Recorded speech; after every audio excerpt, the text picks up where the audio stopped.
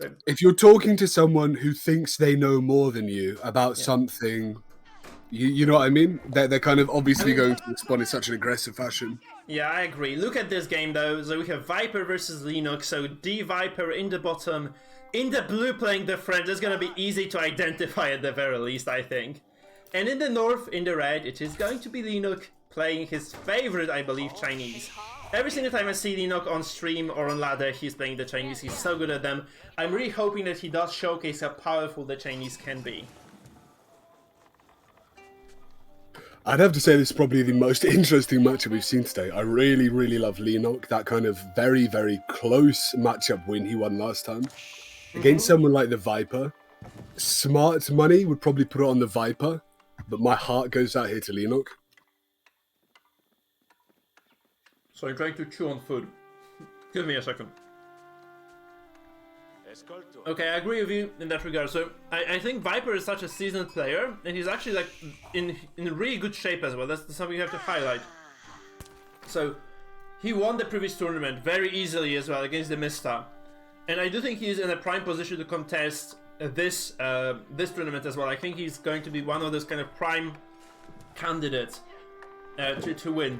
This being said, Leenock is going to be a wild card here. He's very high up on the ladder. He's really strong. He has shown multiple times today that he can deal with He's a bit of a scrapyard dog, isn't he? Yeah. He's not scared of getting in these kind of really weird, aggressive games where the meta is kind of thrown out of the window and two guys just do whatever they think is the best. The micro, whoever kind of controls these two better gets an advantage. But against Viper, this is someone who knows the meta like the back of his hand, right? Leenock obviously is at a disadvantage in terms of strict game knowledge. But the real question is whether or not he can leverage his micro advantage, we could say, or leverage kind of his wild card factor, as you suggested. And I'm not entirely sure he can do that against someone as storied as the Viper. I mean, the Viper is, I think that the biggest thing, the most important thing you have to say about the Viper is that he is probably the best macro player in any RTS in the world right now. Maybe barring, you know, like, okay, that's a lie. You have to say Raynor in SC2, Clem in SC2, Maru, Serral, right? Dark as well. I think those guys are maybe better than Viper. They have not met, obviously, on the field. I think we can say in AoE 4, he's the king of the meta. You know, that kind of, if macro equates to meta. Yeah. This early build-up here, a couple of villagers kind of huddling around a sheep, doing unsavory things to it that we can't see. Poor sheep. Okay, so we see only two villagers building this, so once again, you probably won't, you can kind of assume that this is because he's going for, so obviously Viper is going for some more macro-oriented play. Because that's like less greedy, oh no, as I said, he actually just throws two more into the equation. So you can actually build this with two. Of course, it's gonna take way longer, but at the same time, you have like some extra resources gathered by those villagers, right? Which is in the long run going to be fine. And I do not think, again, against Leenock, it's very unlikely to get any kills on those villagers. Then once again, kind of surprised. I mean, he's going to secure the gold with this, and I think that's fine. But I'm surprised that there is nothing kind of defending this. I do think there should be some. Maybe later on down the line, there should be some sort of infrastructure. Because food is such a vital resource, of course it is, right? But I know it sounds really kind of basic and plain, but it is such an important resource that you have to protect with so much, like so many resources, I believe, that I think it might be more important than gold, honestly. Well, exactly how greedy do you want to play this now for each guy? So, Leenock is super greedy. He's gonna go for 5 stone. I think he's actually very smart. Because he might have the stone before the knight realizes there is stone being mined. So unless Viper scouts this, he might just get away. So Leenock might get away with getting this 300 stone and just getting out of there. I think this is what might happen, right? So he might just get enough of those, enough of the stone before the knights arrive and kind of see this happening. And this means that, you know, of course, Viper is just going to have to accept that there's going to be a TC going down. Maybe even here, right, on this mill. That's also quite a likely scenario. I think it's interesting to see how Leenock here perhaps has a form of advantage. He's still got a route to victory now, only 5 minutes in. Perhaps 10 minutes in is where the Viper really starts to leverage this incremental, I suppose, incremental efficiency. Yeah, we have to when see how it goes. When he knows the meta closer, he knows the timing closer. So Viper's gonna go for this very normal, safe build with the French. So he's not gonna go towards those knights at all. He's actually building the scouts from the School of Cavalry. He's going towards the professional scouts upgrade. So he's gonna play the macro game. I think he's just gearing towards a very solid macro game overall. Because obviously that's a large investment. It's a decent chunk of resources that you're gonna use to get those professional scouts, move the scouts out. He's also not producing knights right now. He's actually just started, you know, like a minute into feudal age, which means that he's gonna give his opponent some breathing room. As I said, this is a very good investment because this is going to mean 300 stone is all you need as the Chinese. Maybe he's actually, that's surprising. I think he's just gonna take them away. See, you get 300 stone, go away. 300 and done. Going up to build another TC, perhaps. Yeah, he needs 400 wood, so by the time he gets that, he's just gonna be, he'll have been over here. He's gonna secure the hunt. And it's actually a very nice, tight position as well, because he secures the gold with this, he secures the wood line, he secures the gold, sorry, the food as well, the deer. So it's actually a very, very nice place to build a second TC. I really like this, I dig this very much. You can also just, you know, palisade wall this, like, that's not so hard. Like here, there's a short wall, and maybe even here and like here. It's interesting to see Leenock in a game where he isn't being harassed so early, where there isn't so much early pressure. I think when you let Leenock do what he wants to, kind of express himself in these weird ways, that's when you really need to start thinking, you know, I am the Viper. I might be the best in the world at the current moment if you consider the last tournament, but still, this guy is very dangerous, you know? Oh yeah, and especially in a game that as new as Age of Empires 4, because the meta shifts basically on a daily basis here. The balance patches can turn things, you know, inside out really. But even at StarCraft 2's meta, where the game has not seen a patch in a year, a balance patch for a year, the meta shifts so rapidly still. You see, like, I kind of quoted that example of Demu, right, who was very salty about losing a Terran versus Protoss matchup, and he deemed it impossible. We are exactly on the same balance patch as he was. And right now, basically Terrans are smashing the Protoss in a lot of those games. Like, you have Kyoa, you have Maru, right, you have Clem, and those guys can really dismantle a Protoss player. So I do think that with a game as new as Age of Empires 4, there's so much new stuff that you can kind of still create, that it's, first of all, unwise to kind of complain about balance of anything but Mongols, because they're clearly broken. Obviously, kind of Aircos, but I can't deal with those Mongols. This is the Wild West of meta, you could say. This is a time where an individual gets to determine what is the best. We saw in Darkest Dungeon the Halo comp. This is the kind of period where if one person finds something that works and clearly exploits it, he could really kind of make a name for himself. I mean, that was kind of the Rus build for a while, right? The Rus Horse Archer build, because it seemed unstoppable before people just kind of realized, okay, we can just push down the Rus in Castle before they reach Castle, and it's gonna be fine. Because if they never make it to Castle, you know, they're just gonna die. So I think there's gonna be kind of a very dynamic meta for a while, and we shall see a lot of developments, especially with 8 civilizations. Most of them, despite you know, maybe except for Delhi, being very viable and just very strong overall. This harassment now starting to pick up 8.5 minutes into the game, which is a very different tempo than what we've seen in prior games. Perhaps this would be the expected game state maybe 3 minutes in an English versus Russia matchup. Yeah. I mean, we see actually a knight dying. That's very unfortunate. You never want to lose your French knights because they, you know, they are just kind of permanent value otherwise. But yeah, it's going to be quite a bit of struggle, I think. But I don't think French can actually push anything too hard.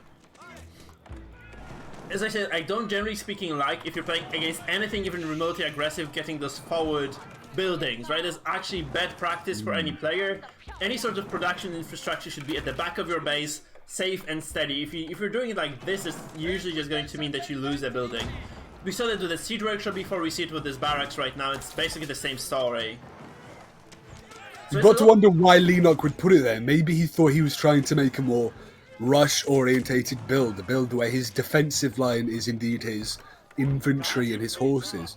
But unfortunately, we've seen that isn't quite the case now, and he's really being punished for it. No, not at all. And the problem is that, honestly, archers and knights counter spears and horsemen. Because, yeah, archers are just going to basically one-shot. You have the critical mass now that are going to one-shot. That's going to basically one-shot any sort of spear play.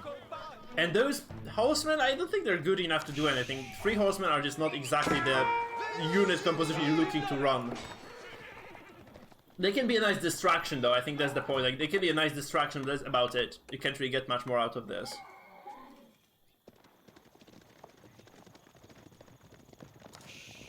Interesting little chase here, no? 2-on-3. Yeah, absolutely. So he's distracting. That's good. He's actually keeping the knights busy, right? That's something you want to do.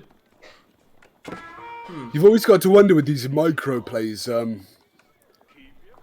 how many fronts can you really hold? If you've got 3 scouting parties, 1 major attack, can you really cover the defense of 2 more attacks? If you're Things Cyril like that. or Raynor, yes. So there are players anyway who can do this in StarCraft 2. So this is a somewhat slower game. So I'd assume that this is possible for these players as well. I think they can handle this quite well. We see I think I really like what is happening here, by the way, because he has more villagers than this TC can fit. But what Leenock did is actually he kept some spears. He garrisoned spears in here. So if there is a reckless knight attack, he can just ungarrison very swiftly and just kind of, you know, get on top of those knights quite easily. So I do really like this place. It's quite smart. I think it's a heads-up play. These knights have essentially permanent value. You know, they're kind of like revenants on the battlefield. They're the ultimate skirmisher in that they can attack, run away, heal, attack, run away, heal. The only really way you get any sort of value trade against them is by just killing them all. And until you do that, they're getting an infinite amount of value off you, off your villages, off your time. Yeah, so we see like nice attempts by I guess by Leenock to keep his opponent busy. That's all those horses are for, I think. So he's booming. He's just making sure that he doesn't, you know, just die in the process of booming. I think that's the point here. He has. Does he have Song Dynasty? I don't think he does, actually. He has not got any dynasty buildings other than the feudal BBQ of the sun. So this means that actually it's a rather passive game for now. It's kind of the question of whether Viper is going to get towards maybe siege engineering. I think he just got this. He just built siege. Yeah, see, he just finished research. He's gonna get 2 rams, you know, under construction right away. We're in another one of these desert face-off situations again. 2 gunslingers, but now indeed the spearmen charge in, especially with this light horseman here. And those archers are busy, so I think you have to just kind of fight this. You're forced to defend the rams in a way right now. This is the time to attack, though, definitely. We've seen before where people have been too slow to attacking these rams have been built. Yeah. Leenock here attacking perfectly, trying to at least delay the ram construction. He has enough. He's gonna beat this. He's just gonna completely obliterate this force. He's gonna deny the rams. He's gonna kill off every single knight on the battlefield. He's gonna kill every single archer. Man, Viper overextended big time here. He's dead. Yeah. I mean, not dead yet, because he obviously has something to fall back to. He has enough. That's what I said, like, about the Viper being a macro key. He's gonna get the second TC right away. We do see Leenock with an economic advantage, just slightly. He's got a lot more gold. Maybe if he built some kind of heavy counter push here, he could do some real harassing. Try and build an advantage of that, pushing into maybe the 20-minute mark for a victory. Yeah, but honestly, this is such a huge investment. You have to build a blacksmith, you have to get that research going. And the Chinese, they just build spears and horsemen if they can stop you. I thought this was going to be a very easy fight for Viper, but he just had nothing. He didn't have enough units. That's all there was to this fight. He just had, like, he was just completely outnumbered.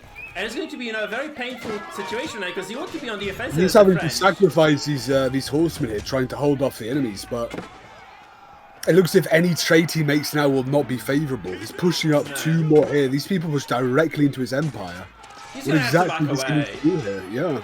He has to leave this. There's no way he can contest the base of the Viper.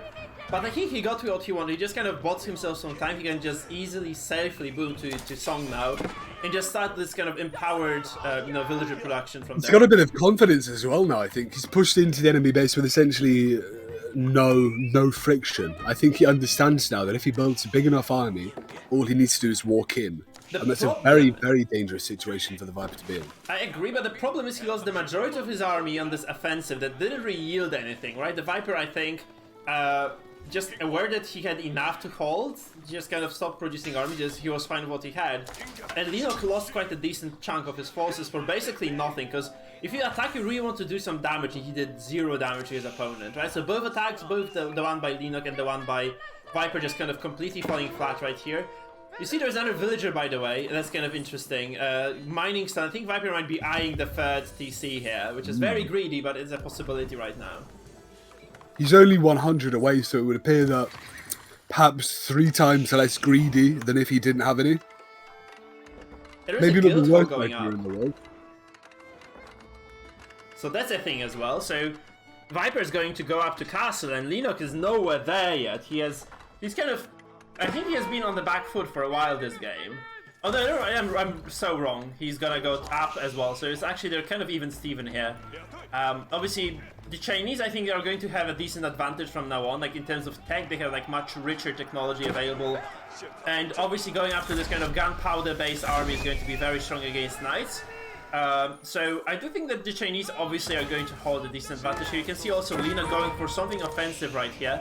He is going to, never mind, I was wrong. I thought he was just going to empower this immediately and start producing units, but he doesn't do this quite. Not really. We are seeing Leenock here just kind of taking advantage of these small micro wars.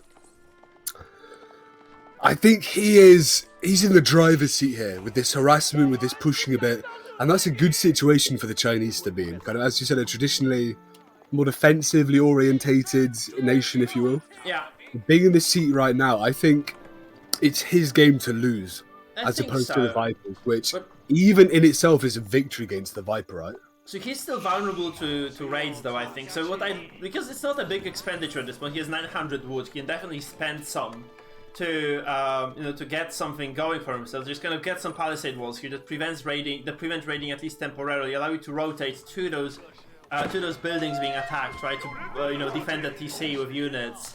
This sort of thing. You can see those two knights, they could be completely denied movement if there was like I know it's a long wall, I agree, that's kind of a long reach. You can just wall here, and maybe even like here, and you're done, you're good. It's not that big of a deal.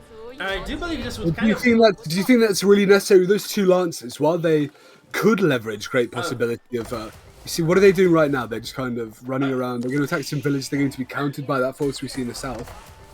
No, the thing is, it's not the lances not the knights I'm worried about. I think like the major force of the French could be potentially rotating at some point. If you're in the middle of a battle and 4 knights get into your economy, they're gonna do significant amounts of damage. You really do want to be careful on the timings of when you have to deal with these skirmishes. That's a cleanup though. This is very good for the Chinese. They all go down. So getting rid of both of those for free, and he's actually going to go up to Imperial Palace, which is going to mean he's going to get the next Yuan dynasty up, which I think allows you to produce those really annoying units, which are the Fire Lancers. That's going to be very, very frustrating. I'm pretty sure that that Viper did actually see this. And that's a visual bug. We don't know. We don't know. But I am pretty sure that this was scouted as well. But I'm not sure if you have ever seen those Fire Lancers in your life, Civs. I've heard something about Fire Lancers being a little bit OP before. Yeah. So they're super strong against buildings. So basically, you can build up a decent, like, respectable count of those. This requires a lot of stables, of course. You can build a respectable count of those, which is definitely happening right now. They can basically obliterate even landmarks in seconds. Literally in seconds. Like, you get them on top of a building, it just dies. It just immediately dies. Well, what we have seen is that Leenock isn't the most defensively orientated player. While he did clean up those 2 knights, they were allowed to roam around in his base for quite a long time, and it only takes 15 seconds to demolish every house in an empire, right? Yeah, and now he just kind of does a nice number, like he takes like 4 or 5 villages out. Obviously it's not a big amount at this point of the game, you can afford to lose them, but you'd prefer not to, of course. You can see this attack actually coming out. I do like seeing this kind of double-pronged attack. We had the one distractory attack and then this one here, but it does appear that it has been repelled. Yeah, Viper is good enough. Artillery is very, very strong. Viper is good enough to do this. Like he has the handle of the game good enough that he can repel anything like this. I don't think he's scared of this at all. Would you believe it though? This is a very different... I don't know how even to describe it. It's just a different tempo of the match than we expected. I think it's a different nature of the match, how both of these guys are playing. I would have expected the Viper really to have taken control early, but it would appear that Leenock is fighting back against his advances, and it's almost an even match here, a back and forth. Oh yeah, it's actually a very equally matched game over. They're actually gonna fight over here. There's a large country. You have to see how much AoE those civs are doing. I don't think the knights can sustain this damage long term, and they can obviously regenerate. So taking this small amount of damage is okay. They just have to back away right now. They just have to stay, go back to safety, and just make sure they don't lose any more HP. Because those, if they fire once again, those civs are just gonna absolutely obliterate this lineup of knights. And actually, there's an attempt to deny this, but look at how many archers are gonna fall here. That artillery was very punishing, taking out almost all of the health of 6 or 7 knights, and now this countercharge here is very, very terrifying, pushing the Viper back. Would you believe this, man? This is quite an interesting game, no? Yeah. Hello there, This Matthew. is That's by the way. scrapyard dog nature. Yeah, it's going to be a longer game, I think. It's going to be a longer game because the fire lances are extremely... I'm fine, by the way, Matthew. Thank you for asking. Welcome back to the stream. We're casting AoE for tournament with civs. I'm not sure if you know civs. So anyhow, the fire lances, they're super squishy, right? They're so squishy. They have like 135 HP. Very high attack though, so they can actually do a lot of damage to units. But you'd prefer to have knights. I think they're quite expensive to build. So in the long run, like if you're not gonna go for like this very aggressive play where you're just gonna run into your opponent's base and destroy their infrastructure, right? I don't think they're worth the money necessarily because it's a large expenditure. 80, 20, 20. It's kind of a lot of money to spend on a, you know, on a relatively inefficient. I think those are gold inefficient units, like, or resource inefficient units, because you'd much rather have horsemen instead of them. The problem is that if you have like this kind of mass of units here, right here, this kind of large mass of units, like you can get up to 20, 30, 40 fire lances, which is probably going to happen. You'll put your opponent at a significant disadvantage because you can just basically go into their base and destroy every single TC. You do have to imagine that the Viper knows about it. If I knew about fire lances being overpowered, you've got to imagine that the Viper is aware of this strategy. Oh, What yeah, exactly he can he knows. do to counter it? You have to build stone walls. That's what he's doing, by the way. He's actually walling. He's managed to wall the entirety of this kind of western side of his map, right? So he has the wall over here on the wood line. He's actually connected every single piece of his base with a wall.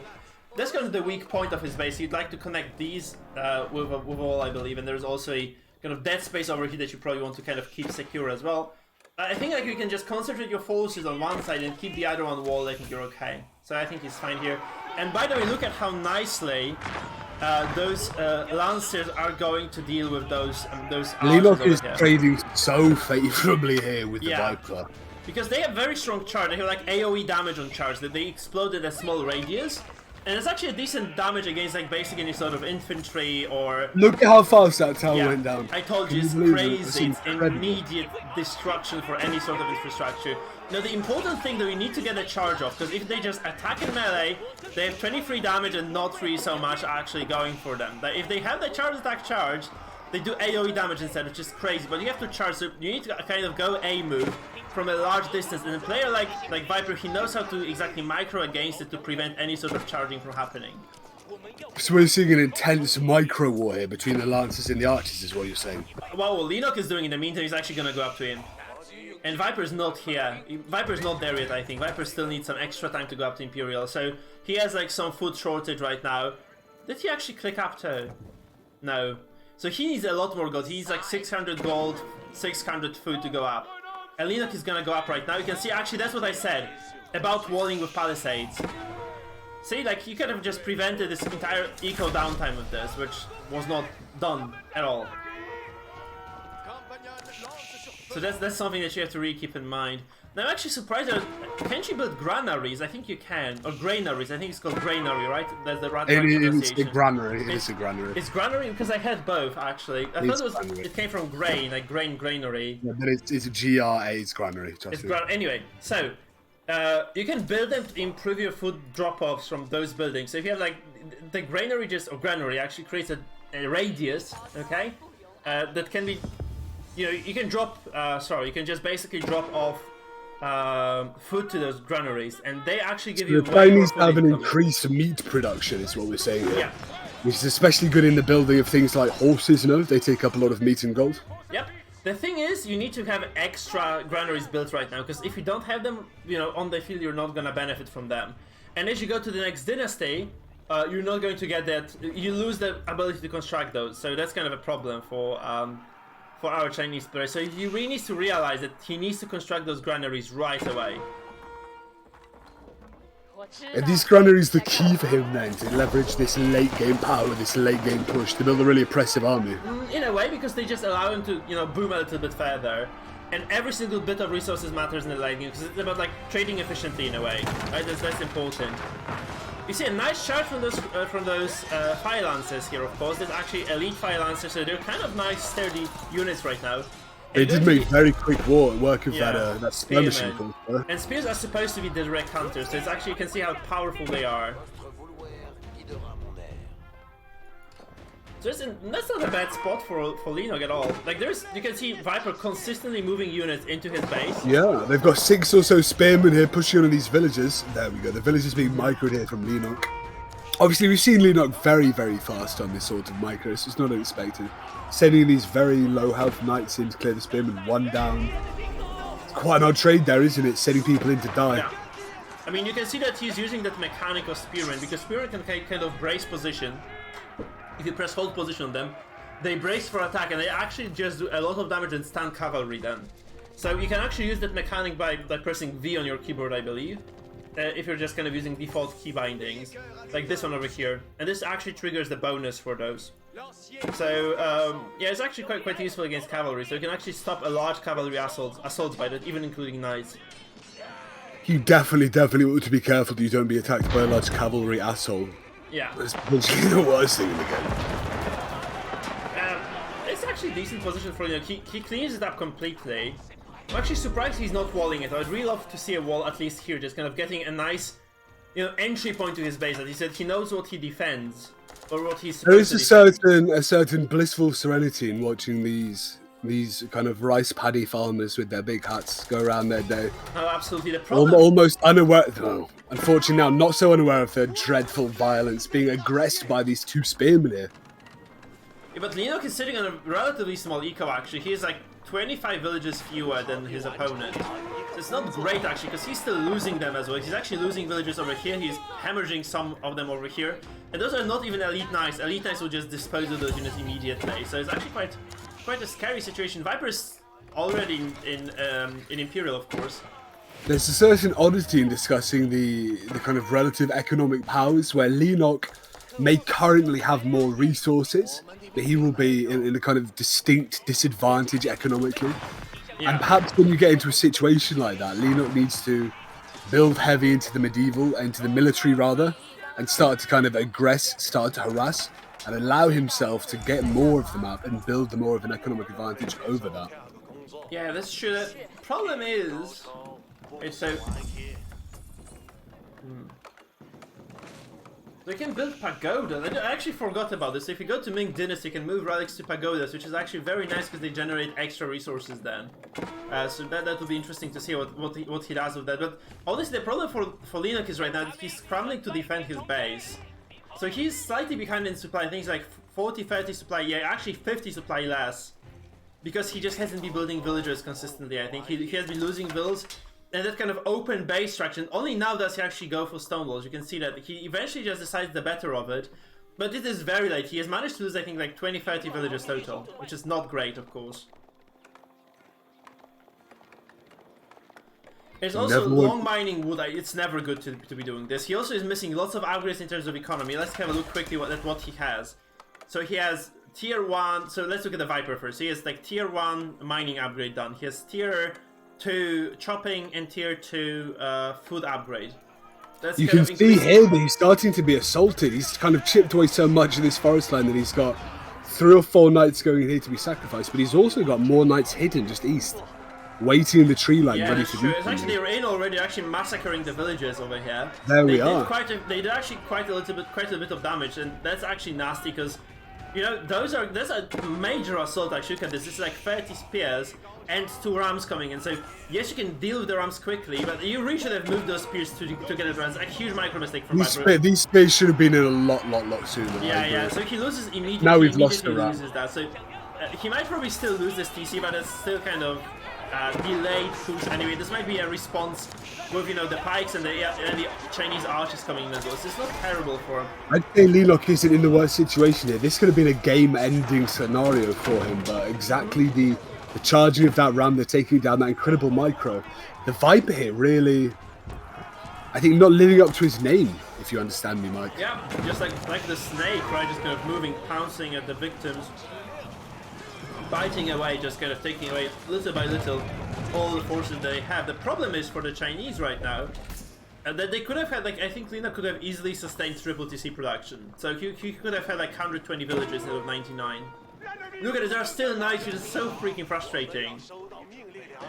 There are knights everywhere in the base of Leenock right now, and that's just really going to keep him inside of the base. Just he has to keep defending, right? Instead of just kind of trying to do something of his own, he's just forced to keep defending those assaults, and it's just never stopping, is it?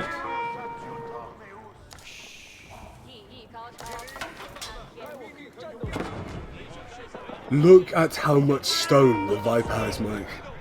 If you noticed that. What exactly are you going to do with 2,700 stone in a game? I know why. There is this upgrade for relics, so if you have relics accumulated in your monastery or something, there's an upgrade called Tith Burns, which means that every single time a relic ticks, it is also going to generate some extra resources like stone, like food, and like food. So that's maybe why he has so much. Look at this incredibly large push here from Leenox, starting to micro in and out as we often see here. Yeah, it's actually very good. His artillery starting to push in as well. Yeah, because those are very weak units by Viper. I think he has a lot of resources, but like he's just kind of spending them on trash units. Look at how many forces like Leenox is sitting on. He has those clockwork best of knees, he has clockwork bombards.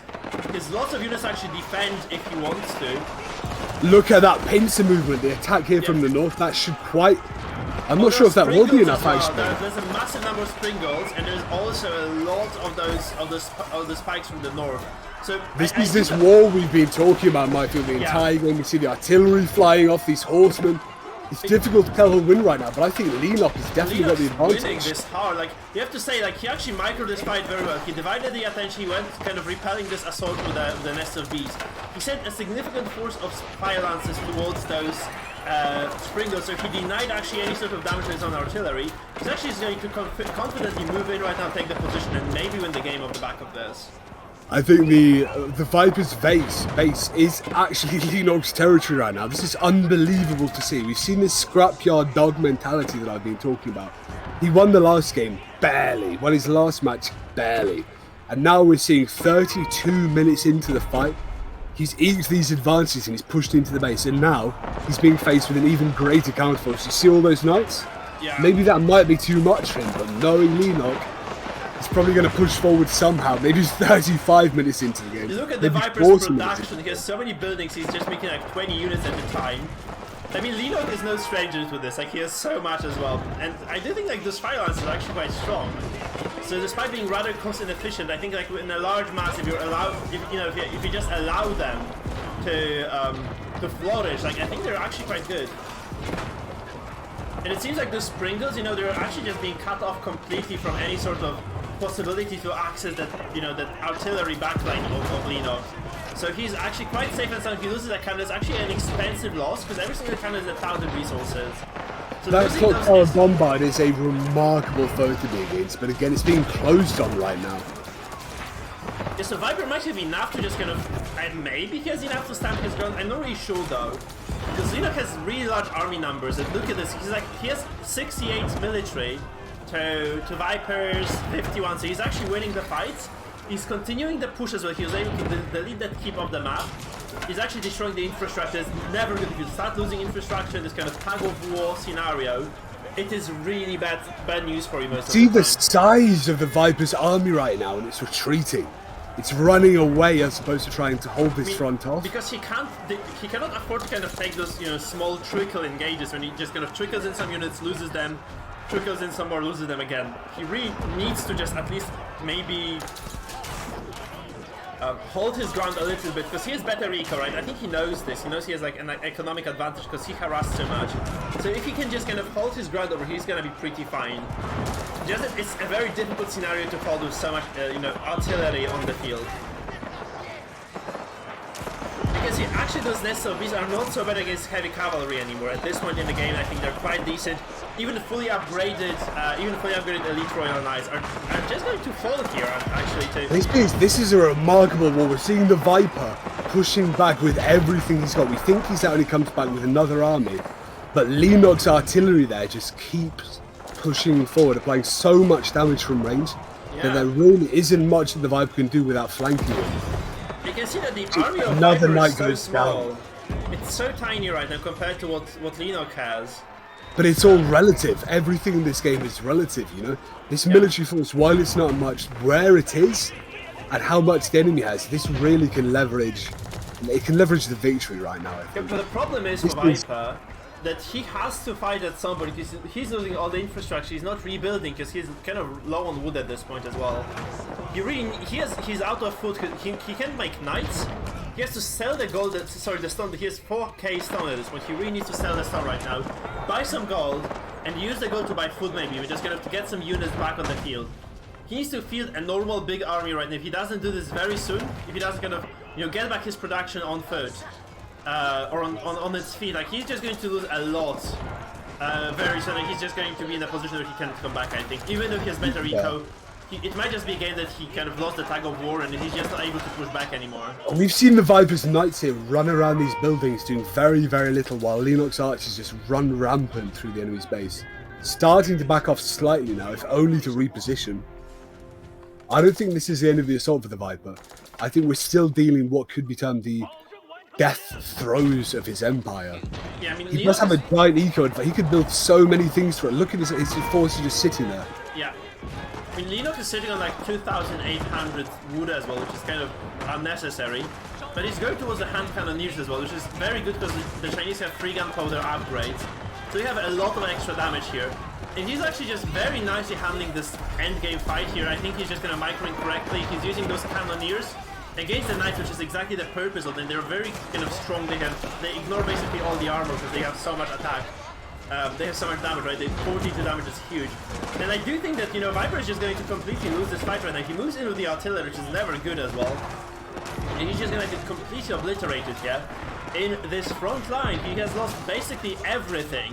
Though he was able to get rid of the artillery. You can see the amount of reinforcements Leenock has here, though, rallying. I think it might outweigh the Viper, even though the Viper has really started to take control of this front line. We see constant reinforcements of 10 plus troops coming from Leenock. If he can keep this tempo up, that cannon might be going against one elite spear. Yeah, you need to micro those archers. You really might need to just micro against it because the cannon is like very high consistent DPS. You can just basically like 2-shot knights, I think, at this point. 204 cannon damage. That's insanely high. It's like 2-shotting knights right now, so you really need to kind of keep it shooting, right? And those boomsticks, of course, on the hand cannoneers are going to do their job. But you have to say that like Viper was able to eventually just survive this onslaught. Like, obviously he paid a large price for this. He lost a lot of inefficient trades, but he's able to repel the Chinese player mostly because of the economy, I believe. Because Leenock is actually kind of okay with eco though right now because he was able to kind of play defensively for long enough to just build up his own villager count. He has 134 villagers, which is obviously a very comfortable number. You don't want to have more because then you have no army to fight. I do believe you don't see many 40-minute games, do we, Mike? No, we don't. Honestly, we really don't. That's not a macro map. It's kind of an aggressive map. We have seen a lot of bad stuff happen on Lipany. It is Lipany, yeah, just making sure. So we have seen a lot of bad stuff happen on Lipany so far. Like lots of those very aggressive early pushes, resolving the games, like pre-castle late really. This is none of that. Like neither of the players is kind of willing to just give up too soon. And I think that's a perfectly even game to be honest. Both players, I think, population capped. Actually, Viper's slightly behind. He's in a very bad position because he's going to get charged by those fire launches and those archers going to take a very unfavorable trade. And not being maxed out means like... See, almost half of it, so many of his forces disappear. Yeah. Second, the Lenox forces attack these fire lances mixed with these fire eyes, another knight goes down. Pushing onto this this keep, is it it? This keep surrounded by stables or the like? Yeah, that's big counter push here from the Viper there. The Viper is not willing to give this up if you sconce a tiny bit down. Oh, this is dead to rights, though. I think that there are enough fire lances here. Even there's oil actually. There's actually this what do you call this? Burning oil, I think, where it just kind of does a huge AoE damage from. So he actually manages to defend this with the oil, with the burning oil upgrade. So all those fire lances fall. Not enough DPS, and there's actually a huge trade in favor of this Viper. This is a giant shift in power now. Look at all of those knights falling, and now look at the Viper's forces here. If he really committed with those knights, I think he perhaps could have taken out the entirety of that archer force. Yeah, but that's fine. I think he just wants to back half anyway. So he just wants to, because Viper is not on full cap, right? He's not completely pop capped yet. So I think he just wants to make sure that he's capped and then he wants to fight. And it's going to be a very even fight because both Chinese and the Chinese and the French, they're working with basically maxed out armies, maxed out technologies, and just generally speaking very powerful forces overall. So and both of those are very decent civs actually in the late end game, right? So it's actually this kind of late Imperial age, or post-Imp as it is called, by the way, as well. In this post-Imp, I think both civilizations are going to be very good, because the French have the elite Royal Knights, who are the best knights in the game, and obviously the Chinese have really good technology, they have solid siege, they're working Interesting that we aren't seeing many Choku news from the Chinese this side. Oh, you think these elite crossbows would be quite effective against heavily armored knights? No. So crossbows, yes, Zunge News now. You would like to see the crossbows and not Zunge News because they have like very low base damage, so they shoot multiple times, so they're not good against knights at all. But yeah, crossbows would be nice, I think. But you see, actually, like first of all, if you really want to kind of deal with those sprinters, look at how fast they went down. Holy shit! Now those cannons these are going cannons are unbelievably strong, but when they get face to face with these elite knights, I don't think they're going to last very long, Mike.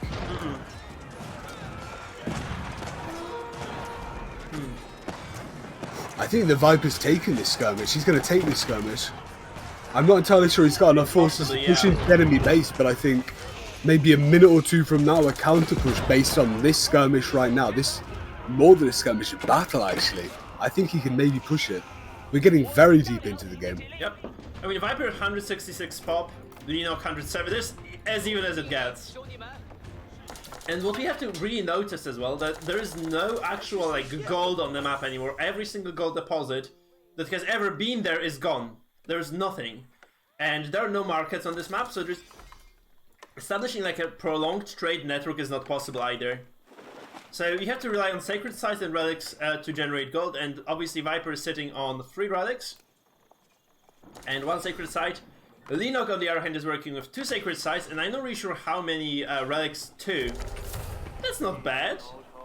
Actually, he's working with quite a decent eco. Like, I think he's generating slightly more gold than his opponent. Oh, he has also am I wrong? There's actually a neutral market here, so he has established a trade route. I was really wrong. There's a market in here as well for the Viper.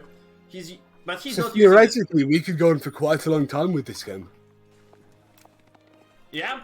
I mean, this can be a lengthy game. I do think that Leenock has more gold mining right now. Like, Viper is kind of spending it, like he's down to 4 gold. And Leenock is comfortably on 1500, he's just accumulating more and more. 43 minutes, 42 minutes rather into the game. You've got to imagine that the kind of micro stability, the brain power of both of these players is really being taxed. We've seen the Viper win the last tournament, but Leenock is a seasoned professional here.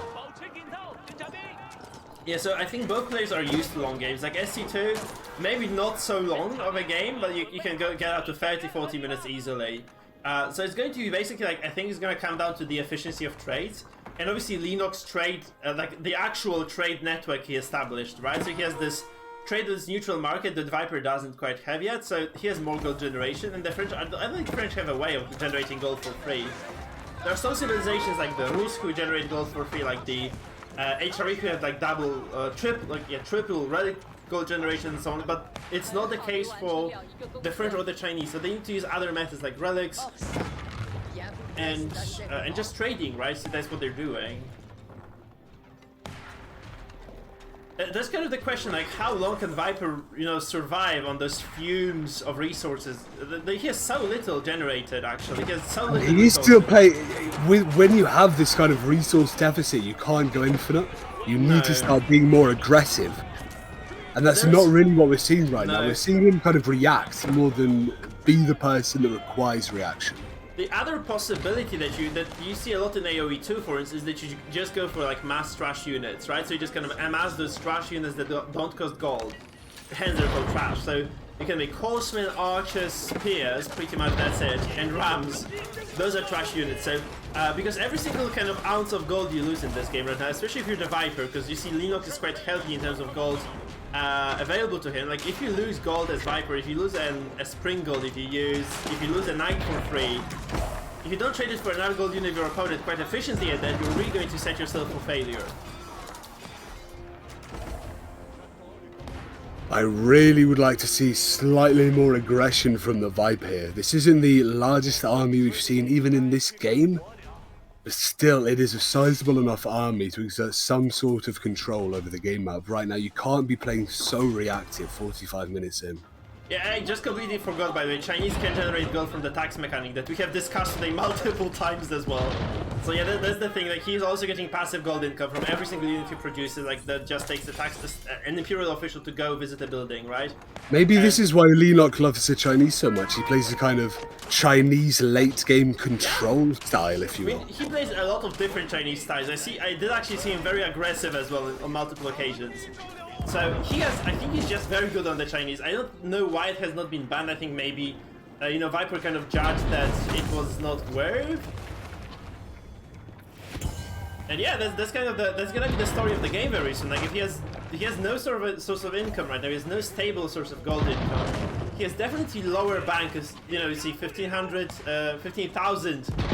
food to 11,000. He has more wood on the side of Leenock. He has more gold. He has some stone banked up. It's really looking very nasty, honestly. I'm not really sure what Viper can do here. I really don't think there is an entirely...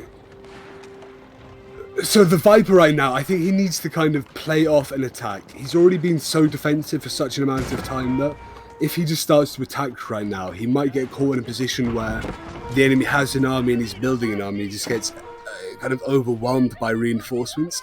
At this point, I think he needs to leverage a great counterattack. Exactly how is he going to do that? Maybe off something like this. I mean, yeah, I don't think that's the way, because as I said, Leenock can sacrifice any amount of units right now. As long as he doesn't completely lose the entire army, just kind of drops the grasp of the game. Whereas, yeah, the Viper is just kind of all in right now. He loses anything here, like he's just completely down to nothing, right? He had some gold banked up in the gold hole, but that's just not enough to keep him alive, I think. He just kind of cashed out like 800 gold, built some extra... It's to the point with him where you can't keep going forever. You can't run on these fumes if you don't have anything to go infinite. The Chinese can. In 10 minutes time, we're going to see a situation where he has his villagers and he can't build anything else. He's got no gold income whatsoever. What is he going to do in that situation? Yeah. Nothing. He's going to need to build a time machine to win that game, yeah? I mean, on this map, theoretically, I think wood is not a finite resource. Like, you basically work with, like, this infinite deposits of wood here. There are lots of wood lines. So I don't think you should be scared of running out of wood ever, but actually running out of gold is a realistic scenario for both players at this point, because both Leenock and Viper have actually lost a significant amount of their gold forces, so to speak. So, you know, the bombers going down, the knights going down. Those are relatively gold cheap units, by the way, those late fire lancer, but you can see also Viper actually being denied the sacred side. If this goes down, there's like very little passive income for the friend. This is probably the peak of AoE 4, no? You see this back and forth, this constant... Look at this, look at how many cannons we've got here. This is unbelievable. Viper is dead. Yeah, Viper is at 150 supply right now to Lenox 199, so Leenock is consistently resupplying his army, he's building more and more. Are we going to see Leenock win this match and win the tournament now? I think we might. I mean, that's not the end of the series, right? They still have one more game to play. They're 0-0 as far as I remember. So that's not the end, but this game is definitely over in favor of Leenock. I think that's just kind of going to be the end of the tug of war. Leenock has better gold economy, he has more gold income, he has the traders. He is actually more efficient in terms of fighting. He's using those fire lances to great effect in 1v1, which is very cool to see. He has some of those hand cannoneers as well, just kind of shooting those boomsticks and doing lots of damage here, to be honest. And he's actually going to have like the ability to raid the economy of the Viper finally, first time in this game. And it's just he's starting to be remarkably atavistic here now, pushing these cannons in, blowing everything up. This is what we could have seen maybe a little bit earlier. He's timed it very well. These are not insignificant resistances though. We see lots of crossbow, lots of knights pushing, and we see Leenock backing out, Mike. Yeah, because Viper still going back and forth. Do you remember Viper having like 4,000 stone? He has just 500. He sold all the stone and he invested all those resources into getting the standing army once again. I think that's kind of the last breath that he has though. And you see Leenock actually sitting on a huge amount of resources. Like, Viper needs to buy wood even right now to actually sustain himself, and Leenock has like all the trash army that he may ever need. It is fantastic to see an expression of skill, an expression of knowledge over 15 minutes of gameplay. Especially when someone like Leenock is playing his pet nation, the Chinese. This is the strategy, I suppose. This is unreal. How do you counter this if he has a very strong defense? This is almost a You know, it's a very powerful control meta, almost like a card game like Hearthstone or something, like warrior control. And Leenock is sitting on 200 pop, like all the time. He has been always on 200 population. Whereas the French, you know, they're I think at 120, 130 right now, that's 40. And I do not think that Viper can afford any expensive gold units. You really need to have some knights to actually deal, or Springles, to deal with those heavy artillery units of Leenock. That's going to be probably the end of the game. Those cannons are just going to kind of push through and they're just going to shoot away and demolish all the infrastructure of the Viper.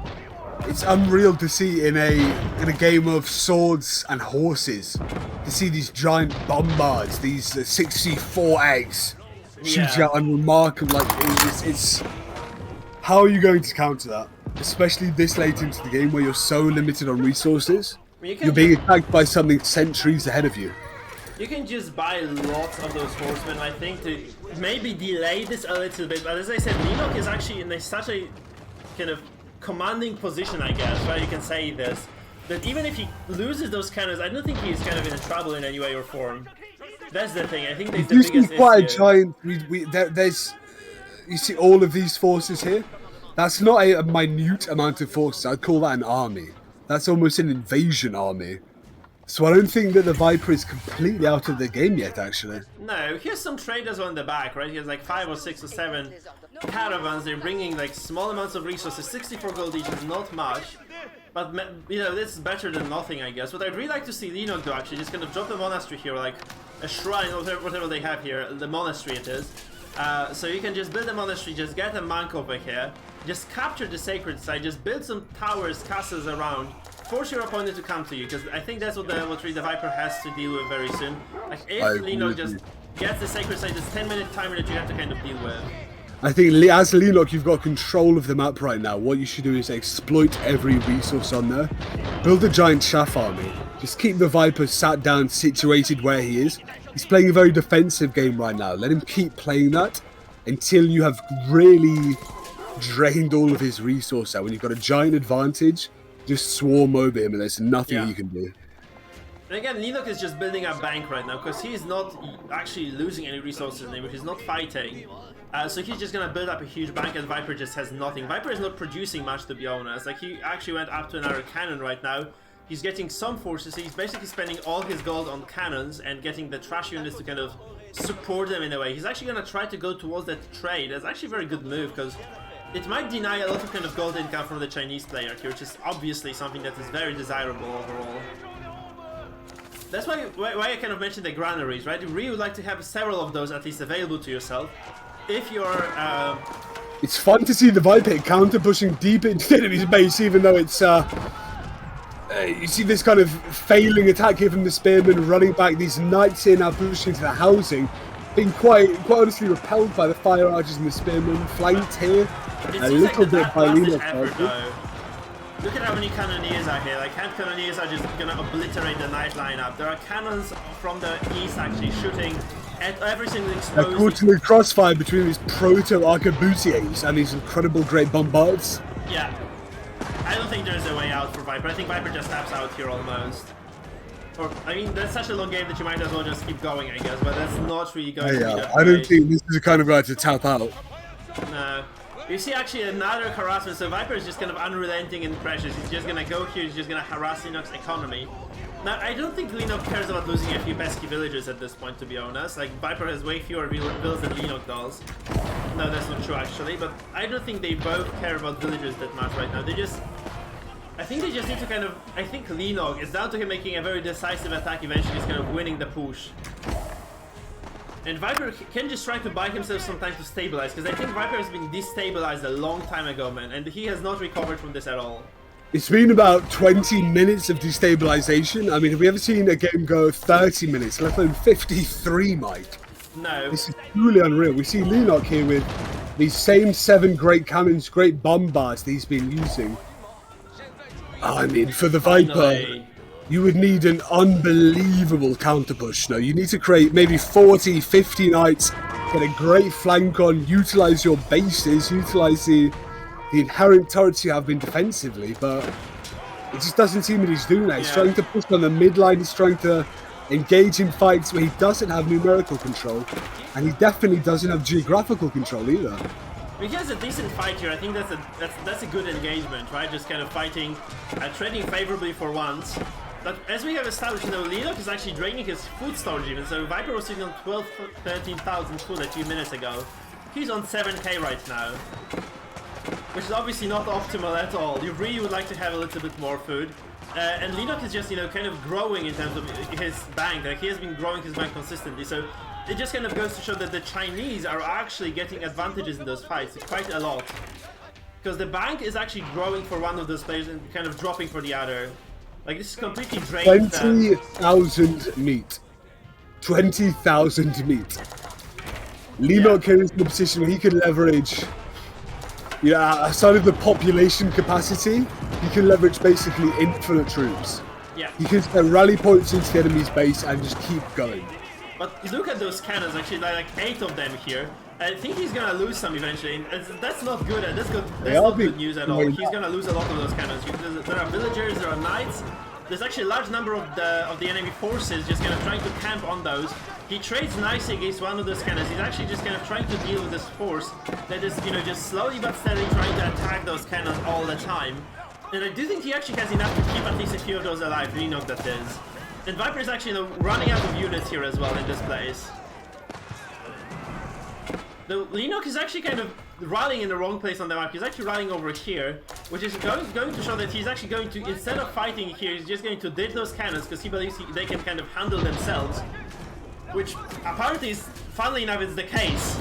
They can handle themselves against like normal units. He's just going to go for this kind of, finally, the Fire Lancer push on the economy and on the infrastructure of the Viper. I think this is going to be the nail in the coffin. We've seen nails in coffins before, and we've seen vampires, zombies, push those nails out and come back from the grips of defeat, though. I don't think this is going to be the position that Viper can come back anymore. Like, you see, he's dropping in terms of population, he's dropping in terms of housing. This kind of northern side of his base is actually has been almost cleaned up of villagers and units. And there's this huge, massive push of bombard cannons over here. This is going to be absolutely a complete obliteration of this economy and of this infantry as well that, Viper is desperately trying to field. And you see this huge stream of units. Actually, look at this force. There's going to be a huge bunch of reinforcements just coming right here to spawn those cannons and to just absolutely remove the the French threat from the map. So I think it's going to be like, Leenock basically eyeing that. That's going to be the last fight for Viper. Look at it. He's definitely just kind of... This is a little bit too much here, pushing from these. You see these spearmen running in a single file, flanked on the north by these cannons. We do see the Viper, they're going for an interesting flank play over the top of these knights. There's enough though, because this is basically along the reinforcement line for Leenock, right? So Leenock can just reinforce on the go, basically. And you get so many cannons. Cannons are like so effective, like if you can just kind of keep them alive in a fight, they'll trade for you so well. They're just one-shotting units like left and right, and Viper is just going to finish this game with a tap out. And yeah, Leenock shows his supremacy in the Chinese. What an unbelievable game, Mike. Very cool game. Leenock, this scrapyard dog, against the Viper, the winner of the last turn, one of the biggest names to watch out for. Yeah, and they took it, what, 55 minutes deep, Mike? Yeah, Viper is one game away from being eliminated from the tournament by, not a rando, of course, like, in the world is, Leenock a random player, but Leenock is like, this, like, B-tier Korean StarCraft 2 player. He's not A-tier or S. He's on his last run. This is like a big boxer, fantastic fighter. He's been knocked out a couple times. He comes back after a break, trains his weight class, and now he's ready to go again.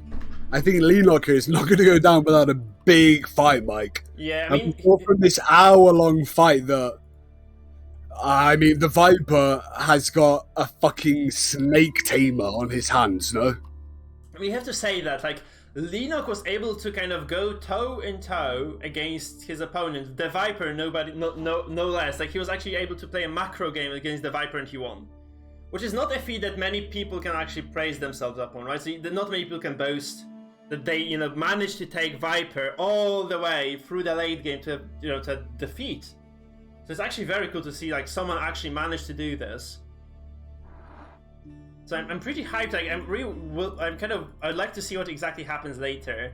So how exactly does the Viper leverage? Like, no, actually no. How exactly does Leenock leverage this into the second game? I think if any one of those two is shook right now, you've got to imagine it's Viper. I've been in that situation before where you're in Darkest Dungeon, let's say 25 rounds deep into a game, and you're thinking, wow. When is and it gonna end? If you lose that game, it almost feels like that last 15 minutes has been wasted on you. Yeah. And it requires a real champion's mentality to come back from that. You need to think of it as round by round. He won that round. This is a new round. If I take this, everything's good. But to do that, that requires a real special form of personality, Mike. Yeah, it does. I guess you just go to, take a quick shower, maybe even just kind of rinse off all the defeat off your body. You need to do something, right? You need to have some sort of ritual, I think, if you're a competitive player and you're this deep into competition and you're just kind of on the brink of defeat. Because you might not have Viper in the tournament anymore. Look at that! Look at that, man. He's got 2 defeats on an entire list. Can you imagine he's going to be knocked out by someone who we thought before you called complacent? I mean, I have 2 defeats over the entire list of my games as well. Look at that. Oh, Farah, that's you actually. I thought that was him. That's me. No, that was Viper. I'm kind of lower elo though than him, so that's kind of the difference. So that is kind of going to create a lot of differences between the two of us. But yeah, I think the sniper is in a game right now. Who's he in a game with? Let me check, cause wait, didn't Sniper lose? No, he won against. I thought he got kicked out against the person we just watched. No, I'm not sure anymore. Shit. Let me just very quickly confirm. Maybe he's just kind of spamming ranks all the time. So maybe that's why. It wasn't Leenock. Didn't Leenock take him out? I actually just need to double check it. I'm kind of tired. Yeah, Leenock took him out, so he's not playing a tournament game anymore. Indeed. Man, it's gonna be so exciting as well later. Because the Viper is in lobby. Is he in lobby against the same player? Yeah, he's in lobby. So they're just kind of probably picking civilizations and such. By the way, I was wrong. Haunted to actually just kind of go back to that prediction. Black Widow demolished the Muslim 2-0. Poor lad. Actually, so deal with that. The SC2, the famous SC2 caster is out of the tournament. Kelazher is playing Lucifron, and actually Kelazher winning potentially because he's 1-0. That's the standings.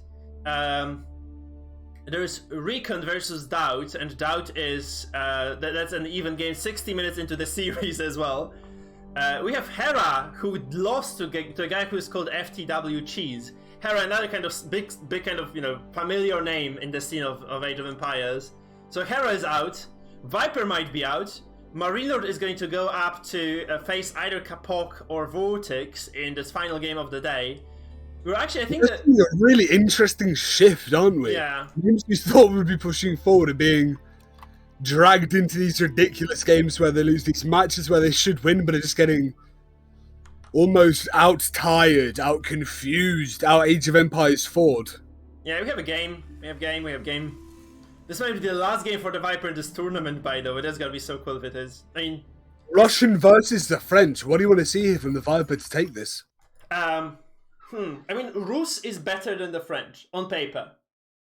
Because this kind of strategy that we've been talking about, this kind of economical boom towards castle, or just go horse archers, there's very little that the French can do to stop it if they allow it to happen. So you are kind of, as Leenock, you're on the timer here. So in the bottom guys in the blue, playing as the Rus, it's gonna be the Viper. And he really needs to put on a clinic because Rus is not easy to play. It's very easy to make a game-ending mistake against the French as well. And there's a lot of pressure that you can put as the French if you play it correctly. So we have seen a lot of this in other games, so it's actually going to probably be the case. So I need to pause the game for a second because you can see there's like choppy. Thankfully not a naval map though. The French here perhaps would have a very slight advantage, even post-nerf here against the Russians on water. Yep. And yeah, the French here being played by Leenock in the red in the north. They're going to, I think Leenock has to try to put on some pressure on his opponent.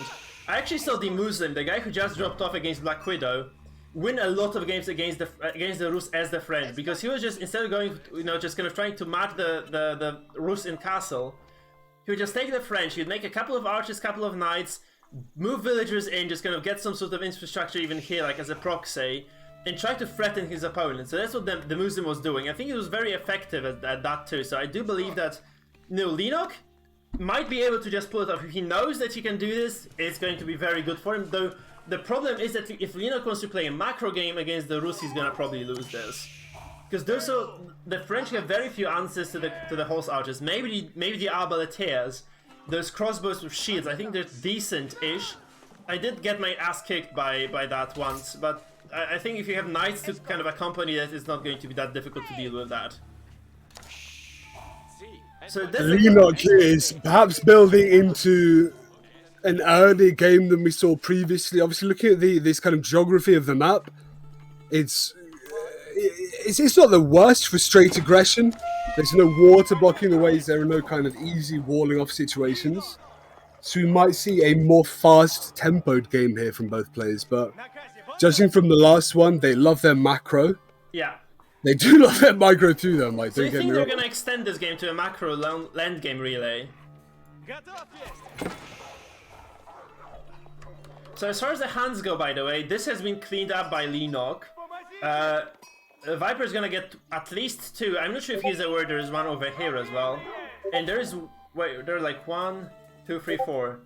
So someone has to like contest this one. I think this is gonna be found by both players simultaneously. But the Rus has 2 scouts here, so he can basically just kind of micro this properly and just kind of, use 2 scouts to shoot the single deer immediately at the same time. So if he synchronizes, there's no way to deny this. However, you see, Leenock actually bringing his own scouts. He's going to actually be trying to contest this play. He might get away with seeing at least war. We're seeing this deer on deer violence. 2 scouts on 2 scouts, but the Viper scouts are winning this micro. Unbelievable, though. Look at that. That's fair. That's actually enough. I think it's good enough. Like, taking anything is fine. And there's this scout actually dealing with a wolf over here as well. There are those 2 scouts getting a wolf. Every single wolf costs 25 gold, which obviously pushes you towards the castle age a bit more, because the general kind of consensus is that if the more hunts you get, the closer you are to castle age.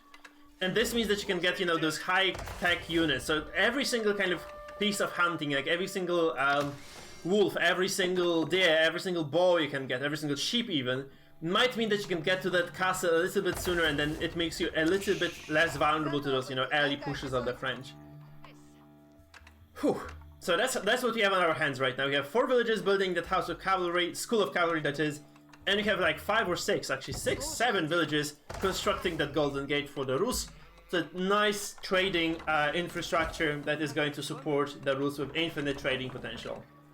So much is going on right now that it could be quite difficult to tell who has the advantage, but really, these skirmishes, these small skirmishes we've seen here and there where Leenock has taken 2 sheep out compared to the Viper's 6 or 8, these are the small eked out advantages that could really pay dividends in the middle game, but knowing these players, yeah, we might be 60 in. We might be 60 minutes deep.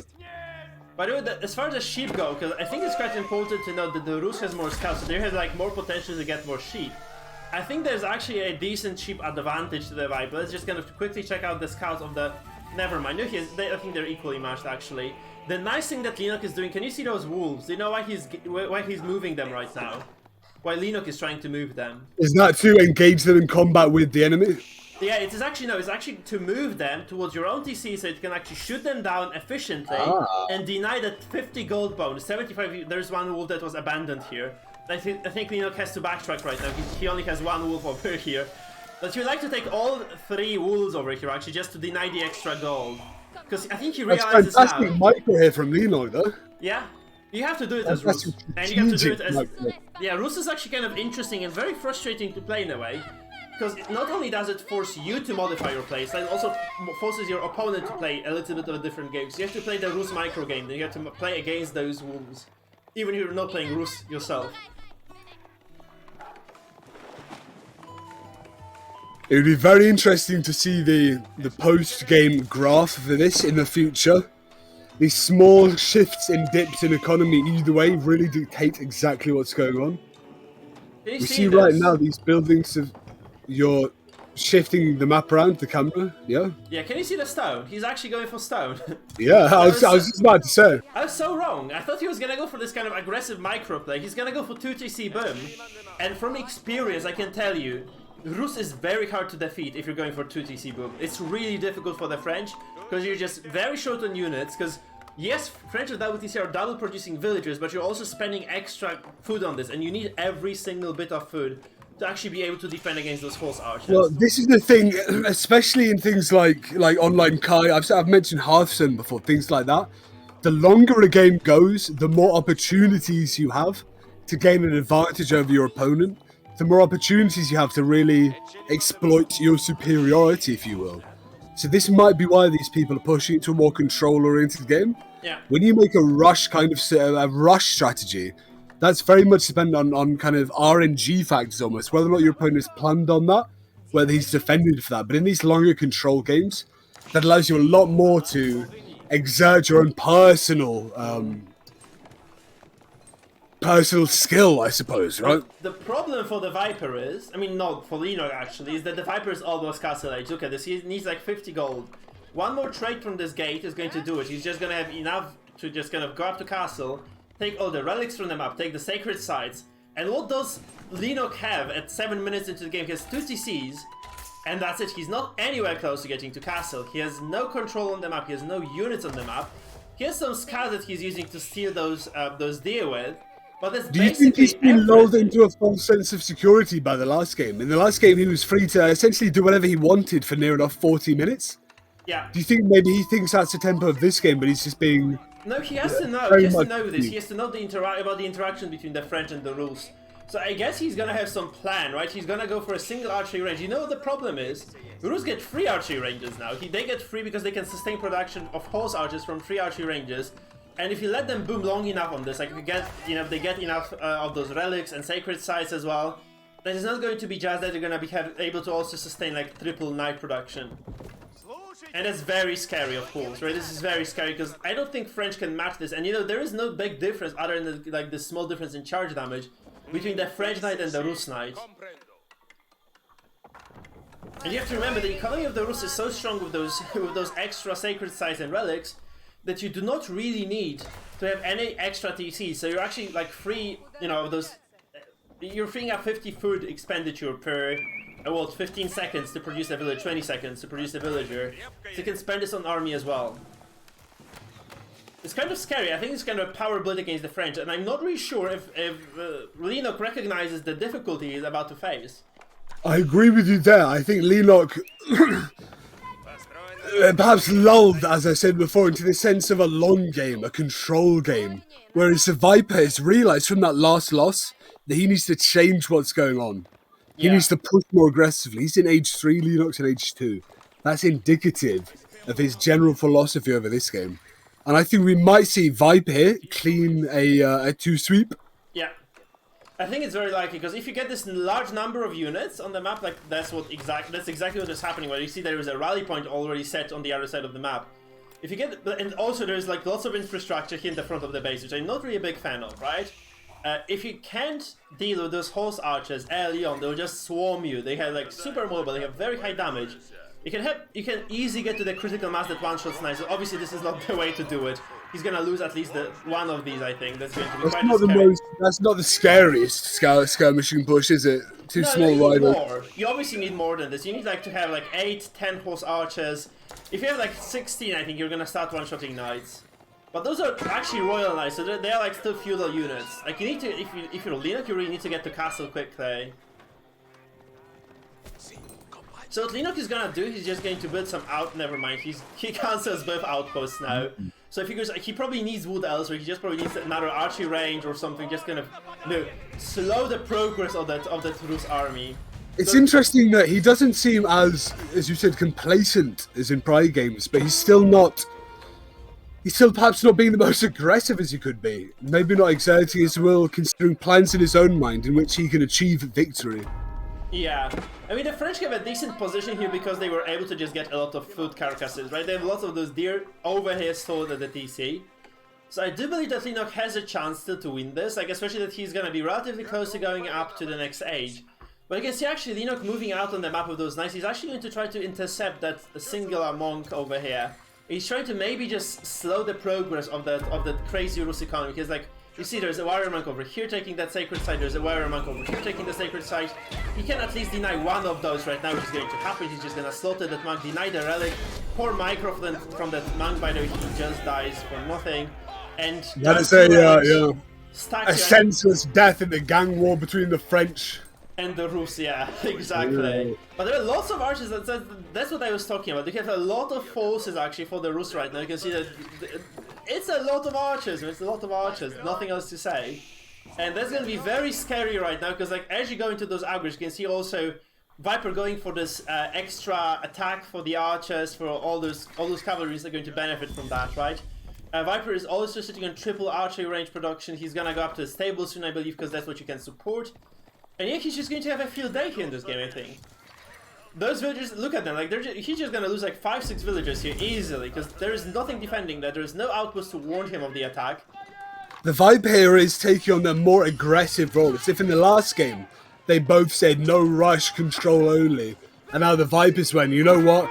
I'm going to be a snake, I'm going to live up to my name, brother. Yeah. I'm going to push Leenock, I'm going to be a filthy monster. 12 minutes in. Which compared to the last game that's a disgusting rush, you know? Yeah, I mean, let's look at the forces that we have. Viper has 21 horse archers and some monks, and there are 4 knights only and 7 archers for Leenock. Leenock has nothing. He has scraps instead of armies. So it's kind of a scary proposition. We've seen scraps in a scrapyard. This guy Leenock, he knows how to be behind and win. He knows how to be in a situation that no one can win, and he turns around. You call him complacent. We've seen him play in ways that we could describe only as outlandish, outrageous, confusing. Eerie. Yeah, he's still here. He beat the Viper in a 16-minute game. You don't go 16 minutes with a pro unless you know exactly what you're doing, right? And he's actually pushing around those units, right? So Leenock has a way worse army overall. Like, Viper needs, yeah, Lenox needs a lot of archers, right? He needs like 30-40 archers to fight this on even ground, I think. Maybe even 50. So I think what you need to make right now is like maybe quadruple archery ranges, and just spam as many of those archers as you can. No, I agree with you. We're seeing Leenock kind of control this micro back and forth with this giant army of the Viper. If he threw some archers in there, he pulls back into the archers, but now it's a bit too late. There's going to be lots of economical losses here as well. Very bad micro from Viper, I have to. You have to say that like he could have killed like twice the number of villagers if he had just micro properly. That was quite good, but you have to also say that Leenock was undefended for it. Yeah. He probably should have had more things set up there. Yeah. He was chasing them around and he let them directly. Look now. Painful. Yeah. So his entire squad is just gonna go down, I think. He's gonna trade a little bit for it, but like there are 2 knights going down here. Lots of scouts as well just kind of completely obliterated. And Leenock has nothing still. Leenock needs units, but he needs so many more than he has. Mike, I think we need to see like Control A, Control C, Control H, or whatever the keybinds are for building archers. He needs to do that at 400 APM right now. Yeah, he needs more archery ranges than this. Maybe you said quadruple up. I don't disagree with you. I think build them further back though. Build them on the other side of the map so they aren't so easily destroyed by the invading forces. Yeah, what has been actually nicely done by Leenock though is that he has been consistently denying those sacred sites. You have to say that those monks, they were just kind of, you know, we actually had like 3 sites controlled by the Viper a while ago. Now there's 0 sites actually. This one is being contested. So it's very good actually. So Leenock is keeping decent hold on the macro, but he's losing villagers left and right over here. He's hemorrhaging lots of those kind of gatherers.